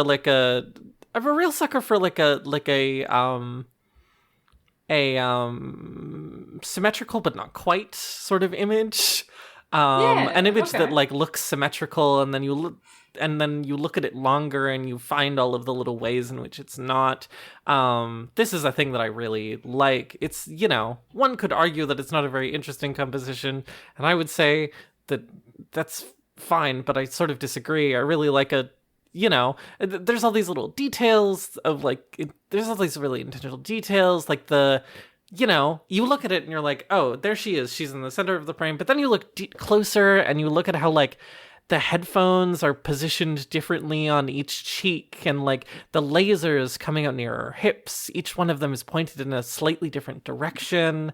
That is true. And the Michelle and like the confetti coming down, like it like weirdly has a lot of little, they could have made this a lot more symmetrical and saved themselves a lot of time, but they didn't, and that makes it really nice, and I actually really like it for that. I disagree with you. I like the composition in this one because I like this very, very, very particular compositional thing. I am happy to go with that. I think I was partially just sort of saying it to like see to the fact that like she is just fully centered in it, but like honestly, no. I think it's really visually interesting. Yeah, like the fact that the yeah. sunglasses are reflecting an asymmetrical thing, which like almost gives her an eye expression, even though you can't really see her eyes. Like there's a lot going on here that I genuinely really like from a like looking at art perspective. I think it's really nice. Yeah. And also it's just like so like this is definitely my favorite costume she's worn because it is just a bear hoodie over her bear head that says bad bear, and like just like everything about it is just so just like joyfully I can't deal with the fun. like fucking like album cover, like punk album cover font bear on her jeans. It's so much. It's great. It's so weird. Oh my god, it's so funny. Yeah. This one's like pleasing to look at, and again, because of all these little asymmetries, I can look at it for a very long time and not get bored, and it pleases me immensely. I really like this one. Yeah, I also thank you for just putting like it in front of my face. I'm very glad to offer this to you. I also just really like that she's wearing a Hawaiian shirt and jeans. It's just like somebody designed a Hawaiian shirt and jeans for this large pink bear, and whoever they are, I thank them. Like, I'm glad they did that. I also kind of like how the sunglasses have their own extremely bright outline. Oh yeah, what the hell is it with that? I'm not sure, but it's fun. Like, it's weird. It's weird. But, yeah, I like this one a lot. I like this one a lot too. Genuinely, I like it on so many levels. I really like looking at these headphones, honestly. Like, they're just really nicely drawn headphones. They feel very, what's the word that Ash uses? The, like, proper art word. They're very plasticky, as in I can look at them and feel how they would feel to put on, and it's pleasing to me. Yeah. They have, like, texture in a way that a lot of things in these images haven't so far, and I really like it. Yeah, there's also something written on them, but I cannot figure out what it is. Nope, me neither. It might be kuma, which I think is the Japanese word for bear. Oh, yeah, I think they just say koma over and over again. That's pretty cool. I like that. Shoutouts. Shoutouts to kuma? Shoutouts to bears. Yeah. If there are any bears listening. And also shout out to the reason I know the Japanese word for bear, which would be Danganronpa. And I do have regrets. But yeah. I know the Japanese word for bear from Yurikuma Arashi, or Lesbian Bear Storm. Very good show. Yeah, that sounds like a better reason to know the word for bear. You would enjoy Yurikuma Arashi, I think. I think you would enjoy it a lot. I'll remember that. Being a bear is a metaphor for being a lesbian suffering from homophobia. I think that can. I think maybe Michelle is dealing with that too. Like, you never know. Well, we'll get there when we talk about numbers. Oh, okay. I see. Well, I'll tell you about numbers when it's time. I'm very excited about this. Numbers are very important. I see you didn't get to the end of an episode of the show, which is totally fine. But numbers, you will enjoy numbers, I think, immensely. I got as close as I could, and then I died. Yeah. By which I mean I fell very asleep. Yeah. But you know, Ash will do that to you. Murder. Murder. So it's Ash's fault all along. Yep. Well. Yes. Well. Get well soon, Ash. Spreadsheets. Get well soon, Ash. I will eat dirt for you. We're all gonna eat dirt just for you, babe. All right, next art. Next art. Real-time show. Real-time show. Oh, cute. Yeah, this one's cute. It appears to be, I believe that we are looking at the recording on a screen of Misaki in some sort of children's TV show with two little kids who are wearing bear hats. And so, like, you can see, like, the borders of the screen. It looks like the two children in it are viewing the screen. Are rewatching it, yeah, now that it's up on YouTube. It's got this backdrop, which is, like, colorful standees of trees with apples in them. There's, like, a pinwheel. There's rainbows. There's, like, sparkles where you can see the strings they're dangling from. There's also a mouse cursor on the screen, which I think is kind of cute. That freaked me out for a second. Yeah, me too. That's probably I noticed it. I was like, my cursor's over here, though. My cursor. And Misaki looks a little bit surprised, but also like she's having fun. She's doing her best. One thing I have to say about this one, I think it's cute that you can clearly see the girls who were in the thing watching the thing back, and they're still wearing their stupid little bear hats. Yeah, I think that's really cute. I really like the use of color in this one. Specifically because Misaki is so muted. Like, she's wearing this blue and brown sweater, and both of the colors are really muted. And like her hair is, again, this really muted, almost grayish brown. And then she's just surrounded by, like, you know, all these, like, just intensely bright colors. And it makes her feel very out of place.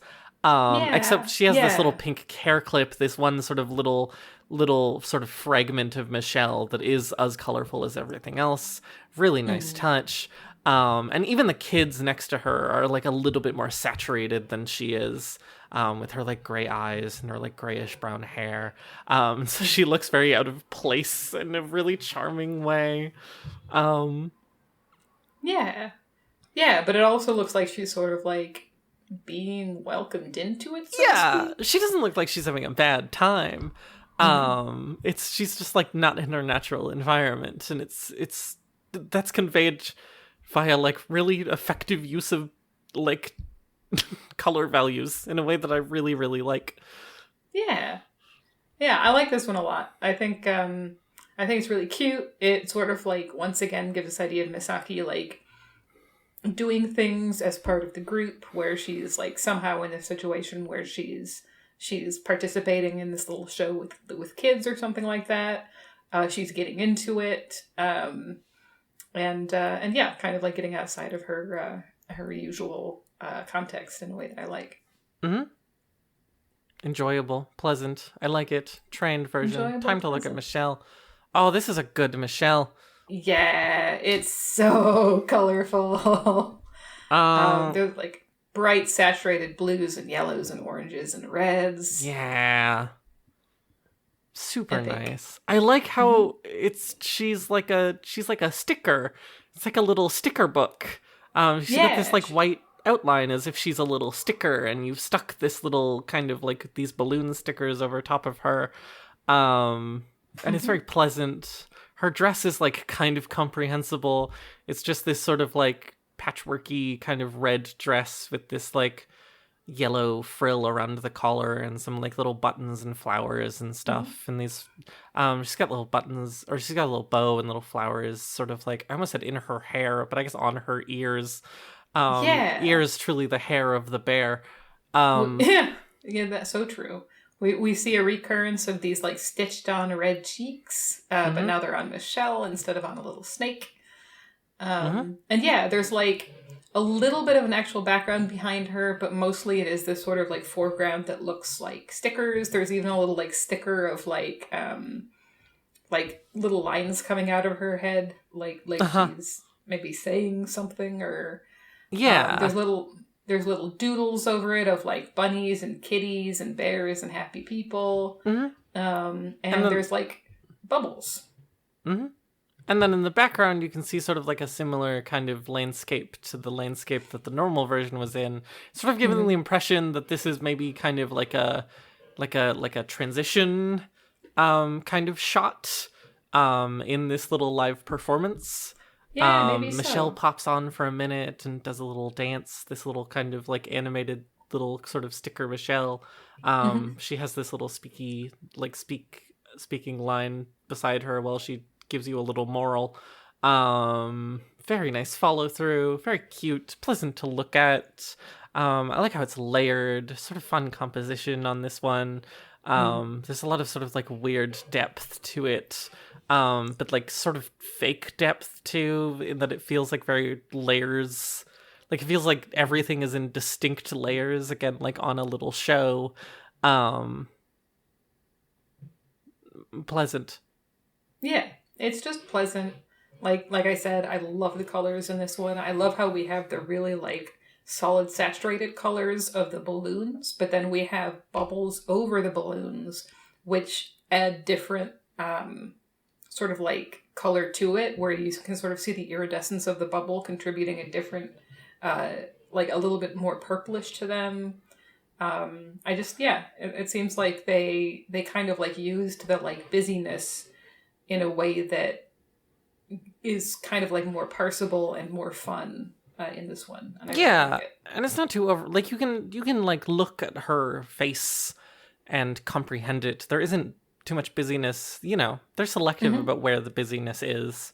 The busyness is mostly over these little balloons, which are sort of simple shapes, so they can put a lot of stuff on them. It's nice, very good, solid, love it. Yeah, solid bear. And Michelle is like super bright and saturated and like fits into the environment sort of color wise in a way that Misaki doesn't. And this is very pleasing to me. I enjoy it. Yeah, I like it a lot. All right, next one. Post-meeting exhaustion. Oh, Post-meeting exhaustion. Sleepy. Misaki is asleep. She's so sleepy. This is you every day. This is me every day. The context of this one is that I believe at this point in the story, Misaki is the student council president at her school. Oh, no. In that sense of like, you know, she has once again sort of been sucked into something where she's like, well, I guess I'll be the president. But also she's doing a really good job, I think. And so in this image, she's... it looks like she might be in a cafe or a restaurant because there's sort of like a table... There's a drink next to her, which looks like just a glass of water. There's a menu on the table behind her. And then she's just tuckered out on the table, leaning over and sort of like with her head on the table and her arms around her head. And she's fast asleep. Mm-hmm. Or is just kind of doing a big sigh of relief. It's not quite clear. That is true. Could be that. Things I like in this image. I like the sun streaming in through the window. Nothing special. It just is very pleasing. It looks like something from a really nice anime movie. Like it's just, you know, it's just pleasing. Really weird little detail I like here. I like her ribbons dangling down. Yeah. The fact that like the whole like dynamics of her clothes in this one are really nice actually. Like her sleeves are sort of pushing up a little bit because she's pushed forward on the thing. Her like skirt has sort of bunched up a little in a really sort of natural looking way, and just this like ribbon hanging down instead of just kind of like clinging to her front is very sort of pleasing to me. That you get this very sort of it makes this image feel very grounded in a nice way. Like this is a very grounded Misaka, and you know she's out of the meeting. She's back in the real world in which she's just an exhausted teenage girl, and it's really like physical and tactile as an image in all these just like little ways that really convey that. I think you know what I mean. Yeah. Is what I'm saying making any sense? Yeah, it is. The drink also looks very... Yeah, the drink looks really nice. The little shadow that the drink is casting on the table is really nice. Yeah. Pleasant. I think the pose itself looks kind of uncomfortable to me. Like, Like, I wouldn't really be able to fall asleep quite like that, but maybe that's just me. But also, like, what are you gonna do at a cafe with, like, a wooden table? That is a fair point, yeah. That is a fair point. But yeah, no, I like this one. It's a nice little moment where, you know, maybe she finally gets a little bit of well-earned rest. Mm-hmm. Nice. Trained. Oh my god. It's like... It's Michelle in sort of like a kind of an interesting setting and pose. Could this be? Could this be? So I think I've actually experienced this story. And I think this is one where it's just the student council is doing a little bit of research to find out, like, where a painting went that everybody at the school really likes, and that usually hangs in the hallway. And so Michelle here is wearing the costume that, like, the other girls in this story wear, where it's, like, kind of like an odd combination between the detective outfits that we've seen and also the girl, like this girl school costume that we've seen. To the point that, like, if you look at her, the front of her jacket, it looks like half of it is a, like, student uniform and half of it is like an overcoat, like an overcoat dress thing. We see the reappearance of that sort of, like, green and brown plaid, which is even inside of her ears now. And she seems to be selecting books off of a shelf in a library. Doing a little bit of research.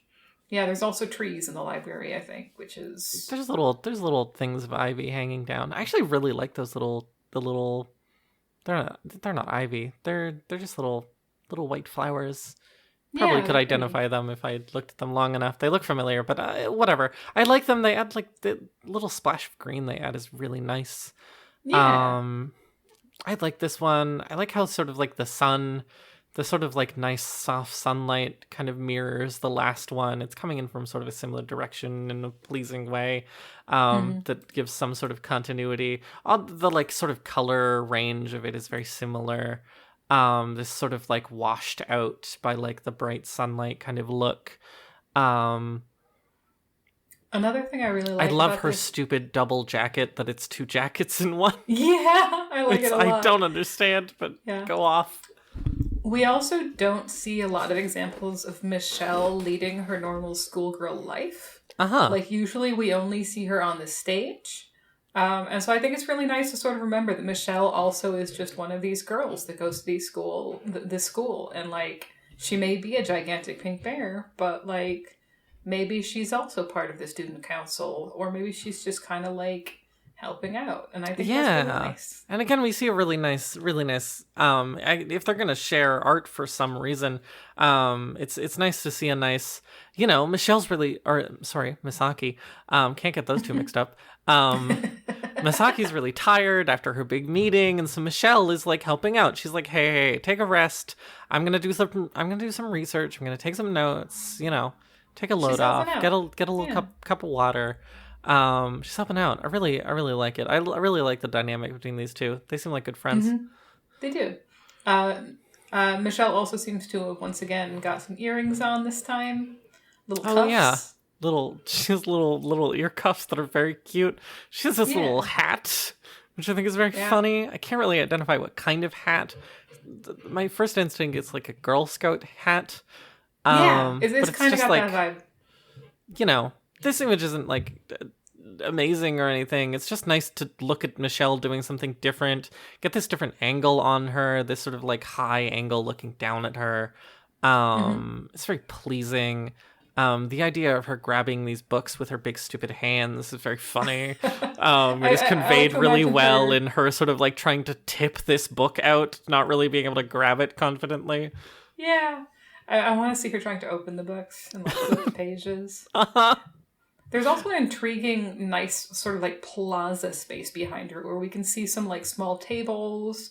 There's, like, a nice tiled floor. There's, like, a compass.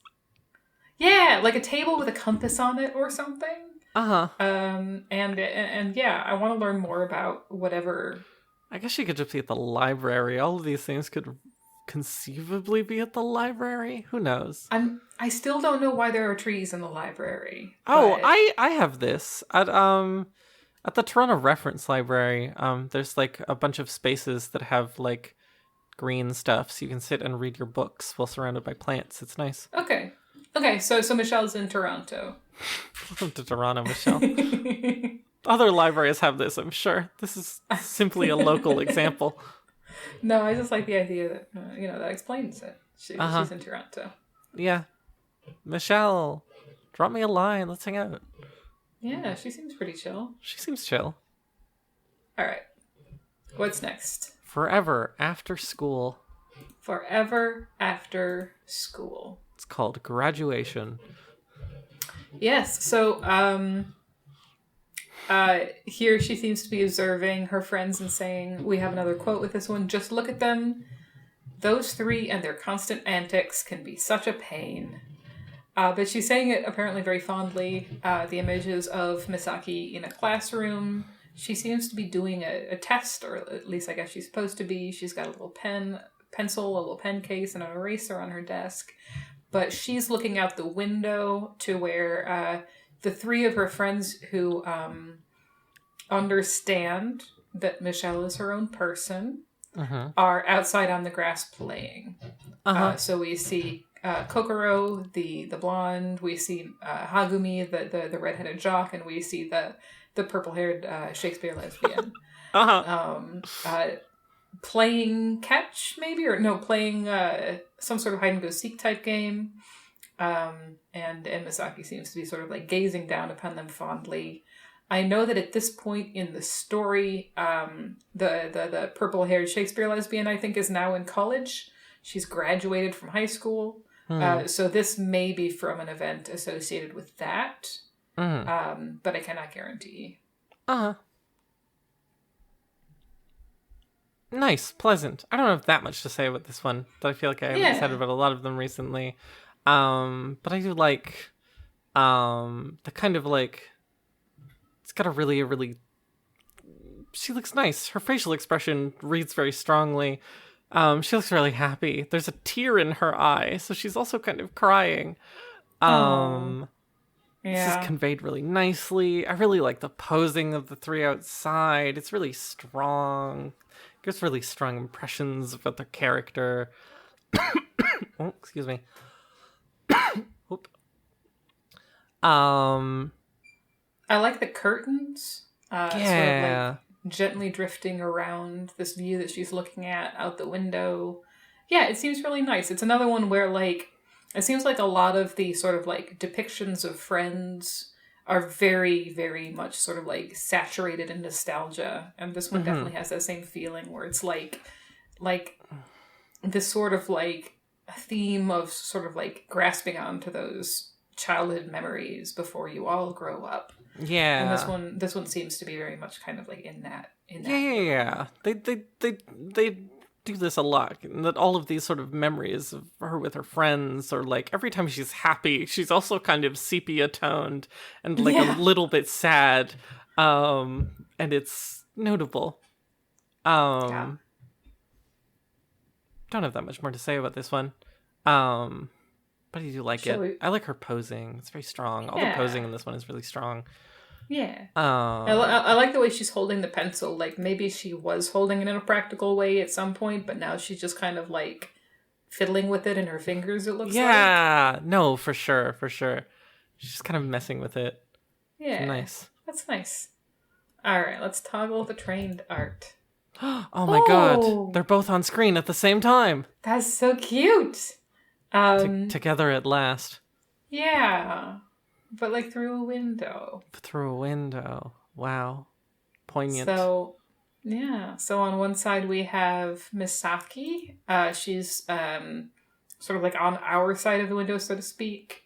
She's wearing this really cute little weird outfit where it's like the jacket she's wearing has ruffles on the sleeves and on the top and the bottom of the jacket. And it seems to have a pattern of little Michelles with balloons And then she's got like a 2-layered skirt, which is like red and then red and white checked.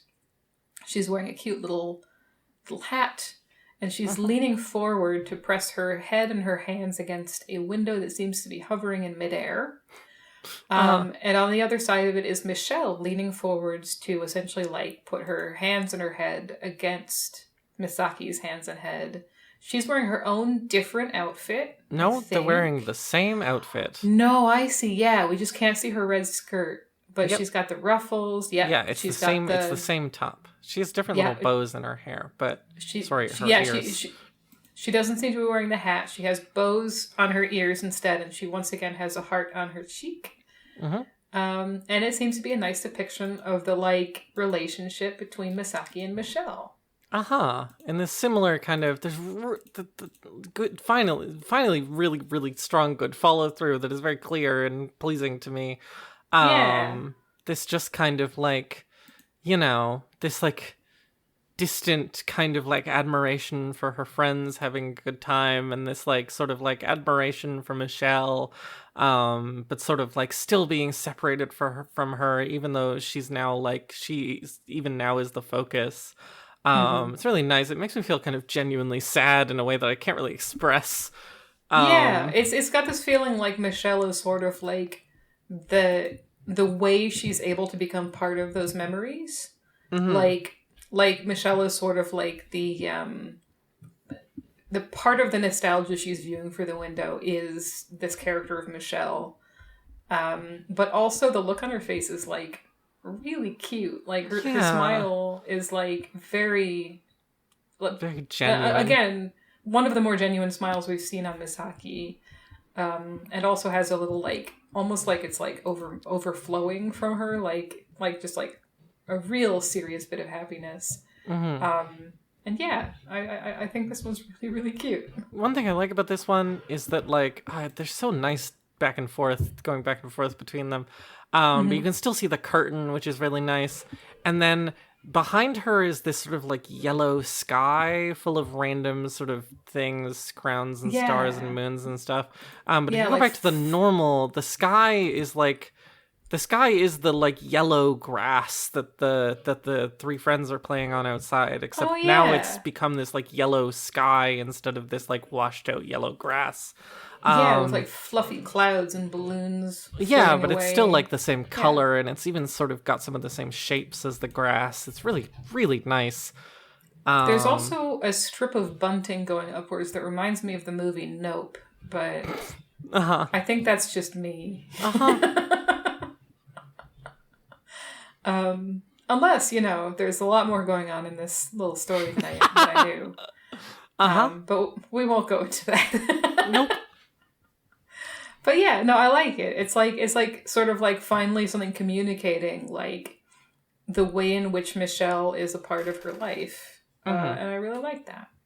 Pleasant. Very good. Yeah. I love these back to back. The first one I was whatever about, but back to back, these two actually really, really, really work as like a diptych, which is all I ever want out of these gacha game Don't card call me arts. a diptych. Call whatever you want. It's it's your house. So I'm sorry. It's my podcast, but it's your house. Also, it's not my podcast. It's Ash's podcast. Hi, Ash. Hi, Ash. I'm gonna eat the dirt for you. It's coming into my mouth. Yum yum. Yum. All right. I guess we've got one more left. The final one. Called Like the Fleeing Hair. Like the fleeing hair. In this one, we have Misaki and Hagumi. Misaki is trying to cover Hagumi's mouth, and Hagumi has what looks like a gigantic egg in a bag. Maybe? They seem to be protecting it with blankets, so maybe? Yeah. Other than that, it's just like possibly just a large ball, but then I would have even more questions. So, one thing I like is that in this one, Misaki has a little Michelle charm on her bag, which is very cute. And one of the characters from one of the other bands is in the background.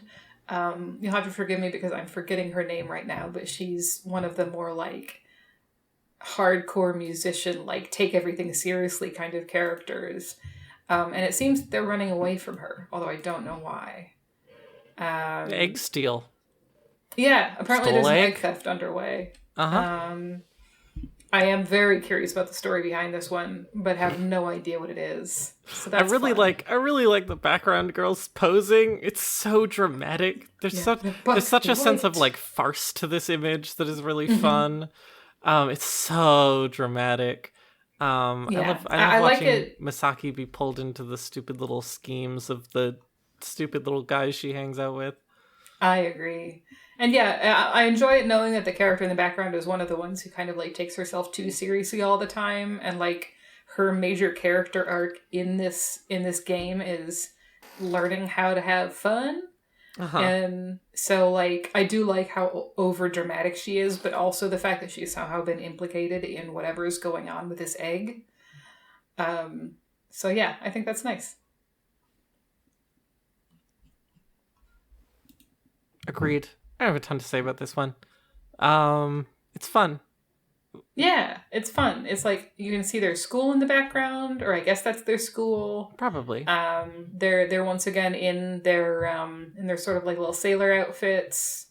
And yeah, it indicates a story that we are not currently privy to, but one that seems fun. Although if you tab over to the next image. Here we go. Oh my goodness. Yes. I like some of these because I selected them because I like the images, but then I forgot that they were coming up. What we seem to have here is Michelle wearing a dinosaur costume. She has like the hood, the like claws, the tail. It's a blue dinosaur with a really cute little grr face, and her face appears inside of its fanged mouth. But it's also wearing a cute little yellow outfit and a little bow on its head. It has like blue and pink spikes. And it has what seems to be a purse, which looks like a bone in meat. It is a purse. I thought it was just a bone and meat. And she's on the back of a much larger dinosaur, who's like one of those big, long-necked ones, which is mostly submerged underwater. So she seems to be riding it through a jungle river or something. And then there's like a rainbow and a lot of sparkles and some cute foliage on either side. It's really cute. I have no idea what's going on. I assume that this means that the egg in the previous image was a dinosaur egg? It's a dinosaur egg? Question mark? So apparently Jurassic Park is real in this world. That makes sense. Michelle seems like she would do well in Jurassic Park. She's large. She is large. She can hold her own. She's got little fangs. She does have little fangs. I don't Maybe think inside the egg those. Was Michelle. No, she doesn't. But yeah, I like that she has her own little fangs. That's really cute. I love this big bear wearing an additionally big costume over top. Very charming. Very cute image. It's pleasing to look at. The flow of it is pleasing to look at. You can sort of follow the line of this dinosaur's spikes, like up from the bottom left and then looking over at Michelle, and then that leads you up to the dinosaur's head in a really pleasing arc. I like that the foliage is drawn this sort of like faux crayon texture to give it this sort of like childish kind of feel. I like that the background this time is the less colorful bit. It's mostly green and brown and blue, and then all of the like color explosion in this one is Michelle's costume. Yeah, this like blue looks really nice with her like pink. This like sort of powdery blue. Yeah, but then also like the garish yellow of her costume over her costume over her costume. Wow, it's really just like costumeception at this point, I have to say. But yeah, I like it. It's cute. I have no idea what this story must be about, but dinosaur egg, Michelle. Dinosaur L. Good one to end on. Oh my god. Yeah. Oh, sleepy. I am used to going this long, but usually people who are a little bit high energy. I can't believe we put you to sleep. You put me to sleep, but not in a bad way. You're just chill and nice. It's good to talk to you again on podcast. I enjoy it. Thank you. Likewise. It's good to talk on podcast. Good to talk on podcast. Has anyone thought about this? Talking on a podcast? They should consider it. Might be good. Might work out for them. Yeah. Do you want to learn about numbers? Please teach me about numbers. Okay. So, one of the games we cover on this podcast, which is Mahjong Soul, has the blurb for this game is a blend of cute and appealing anime girls with classical Japanese mahjong. And then as we were going through the characters, we were like, we want to rate them somehow, but we don't want to be boring and just rate them out of 10 or whatever. And so we came up with a 3-dimensional scale upon which to judge characters, judge video game characters. Dimension number 1 is cute. Dimension number 2 is appealing. And dimension number 3 is their Kinsey scale number. Good. And okay. And all 3 of these are from 0 to 6. 0 indexed 7-point scale from 0 to 6. You know, like the Kinsey scale. Yeah, like that Kinsey scale that I'm constantly using in my day-to-day life. Uh-huh. Uh-huh. Can you remember which number is the gayest number? 6. Thank you. 0 is no homosexuality. 6 is full homosexuality. No homo. 3 is bang in the middle. Similarly, 0 is no cute and no appealing. 6 is all cute, all appealing, you know, and then various levels of incidentalness. Naturally, I think we should do Misaki and Michelle separately. Of course. They need separate numbers. I guess let's start with Misaki because she's the first one in the first piece of art for whatever reason. Give me your vibes. Cute, appealing. Let's start there. Cute. I would say that Misaki is like a 3 or 4 cute. She's like middling cute. She's not over the top cute, but she's like, you know, she's a teenage girl. She's usually kind of looking like she wishes she was somewhere else, but yeah. To be clear, you seem to have picked up on this, but more cute and more appealing is not necessarily better. Of course. I would agree. I think 3 cute seems fine. She's sort of in this range of like, she doesn't really try particularly hard to be particularly cute, and when she does try, she's trying a little too hard. Except when she's wearing her funny shirt. Yes. No, the fun, yeah. Right. This isn't a different art. But the fun sweater dress is absolutely extremely appealing, IMO. Great dress. Yeah. But she, you know, she is sort of like a charmingly sort of playful and put upon teenage girl, and this is cute. So I think 3 cute is about right. Appealing. I'd say personally, I'd say maybe like a 4 or 5 appealing. Fascinating. Why would you say this? Well, because she wears the fun hoodie.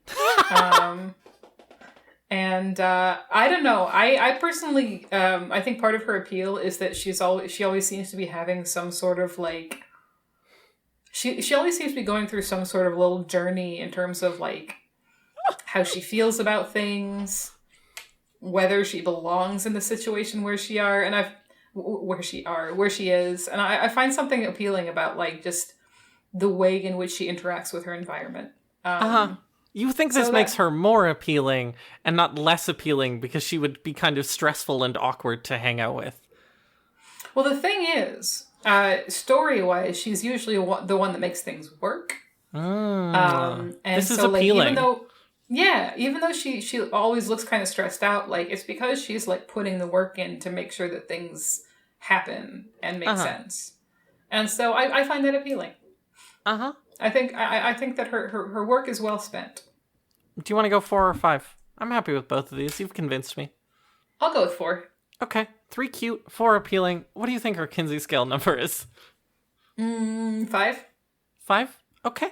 I'll take that. That feels right. Yeah. Like I have never, ever... I mean, one of the really special and magical things about the world of Bandori is that there is approximately one male character ever. And it is one of the characters' dads to allow for a little bit of family drama. Sure. Essentially, essentially he's just like, I want you to do flower arranging instead of band. And she's like, but I love band. What if I do both? And eventually he's like, yeah, okay. So like, actually, it is a little bit cuter than that. There's a little bit of in-game lore that after that he comes to like every single one of her concerts, and I love the idea of this like ultra traditional like Japanese dad like standing in this like girl band concert audience. So I even given that, I have seen absolutely no indication that Misaki has ever cared about a man in her entire life. She's not one of the characters that daydreams about being a bride, which is some of them. Right. She mostly just looks really, really, really fondly at other girls. Yep. Yeah. And sometimes does a confession of love because, well, I guess she has to. Well, but she does. I guess I gotta. Exactly. I guess I gotta do a confession of love wreathed in these roses and lights. Yeah, while blushing. Exactly. While blushing. So yeah, I would say... I'm with you. I would say that she's pretty high on the Kinsey scale. Makes sense. All right, Michelle. Cute. Michelle is high on cute. Well, yes. So hear me out. Okay. I think Michelle is like a 6 cute. Okay. And like a 3 appealing. Because I would... Sort of an inversion. Yeah, because I see her as being like unnervingly cute. Right. Like she's really cute, but she's also a large pink bear. It's kind of weird and awkward. With a fixed big expression. Hands. Yeah. I could go even lower on appealing. You're convincing me down. Exactly. Like, I love Michelle, but also when she stares at me, I feel nothing. And that's just like one of the things that's really good about this bear. So yeah, that's mine. 6 cute is perfect, I think. 2 appealing, 1 appealing. Yeah. Let's go with 2. Okay. Because I think that she's a little bit more appealing when she's wearing her bad bear hat. But other than that, you know, she has her moments. And then Kinsey,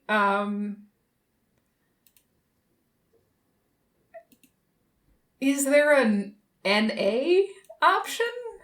I mean, there's an X, which is no strong inclinations at all. There's also just kind of like a question mark we apply rarely, but we've done it in the Great Gacha World Tour. I feel like she's kind of just a sexless being. Okay, she could be an X. Yeah, which, you 6 cute, 2 appealing, X. 6'2"X. Yeah, she's a 62X. Wait, hang on. Do we have I think this might be one of our first repeats. I think we have another character who's this exact score. I keep track of these things because I'm nuts. No, gotta celebrate your... Wait, Lin Lang? We only put a 4 cute? Okay, I'll have to talk to Ash about this. Lin Lang is only I guess she's kind of a little goblin. Sorry, this is about a different episode of the podcast. I keep very careful track of our numbers. It's very important to me. Good. I mean, you gotta go back and check what's going on. Great.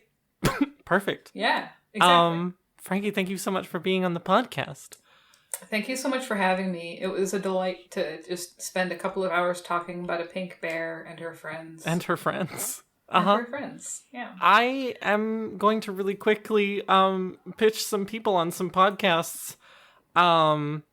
First of all, if you're here listening to this because it's an episode of a podcast about Bandori, this happens when we talk about things sometimes, is we get a bunch of people showing up just from fans of that thing.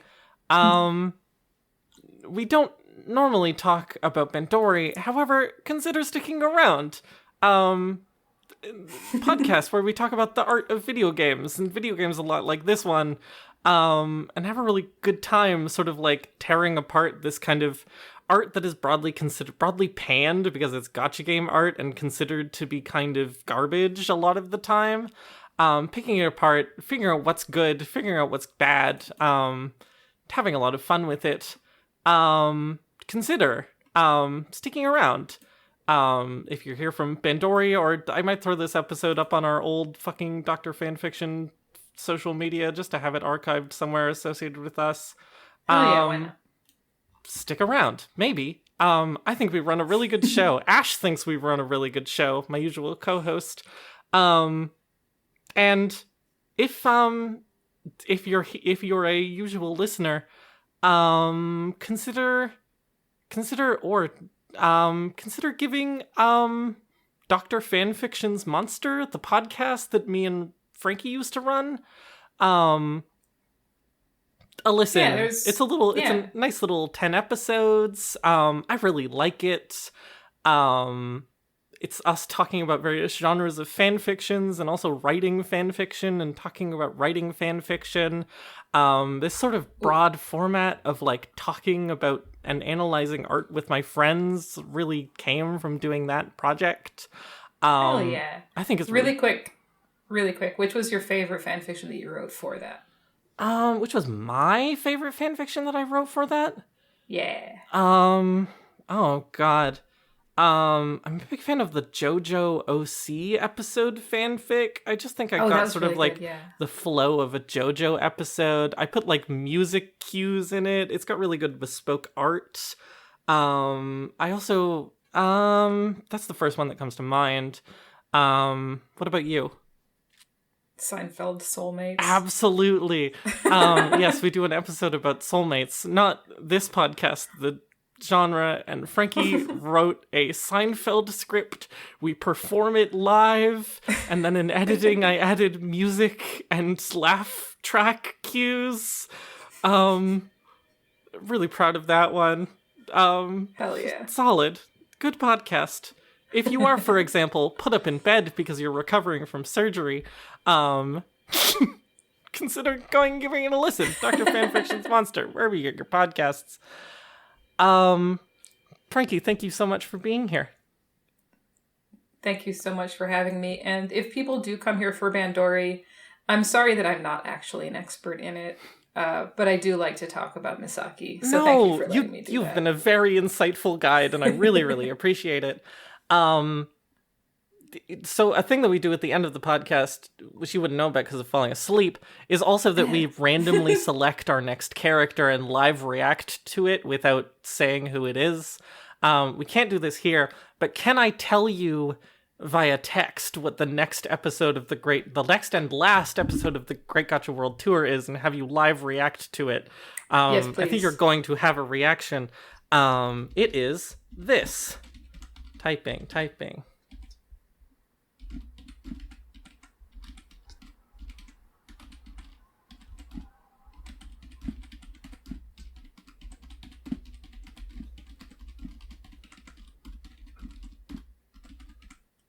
Drum roll.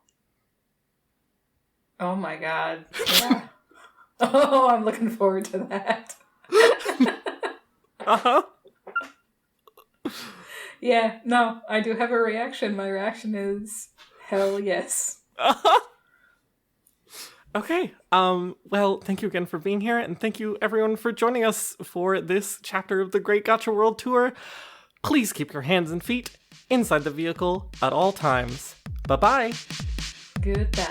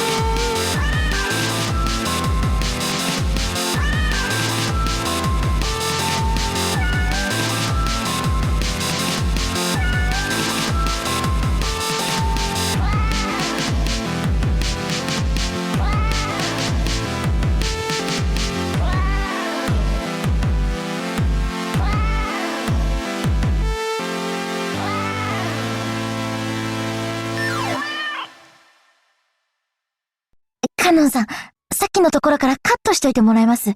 なんか余計なこと言いすぎた気がする。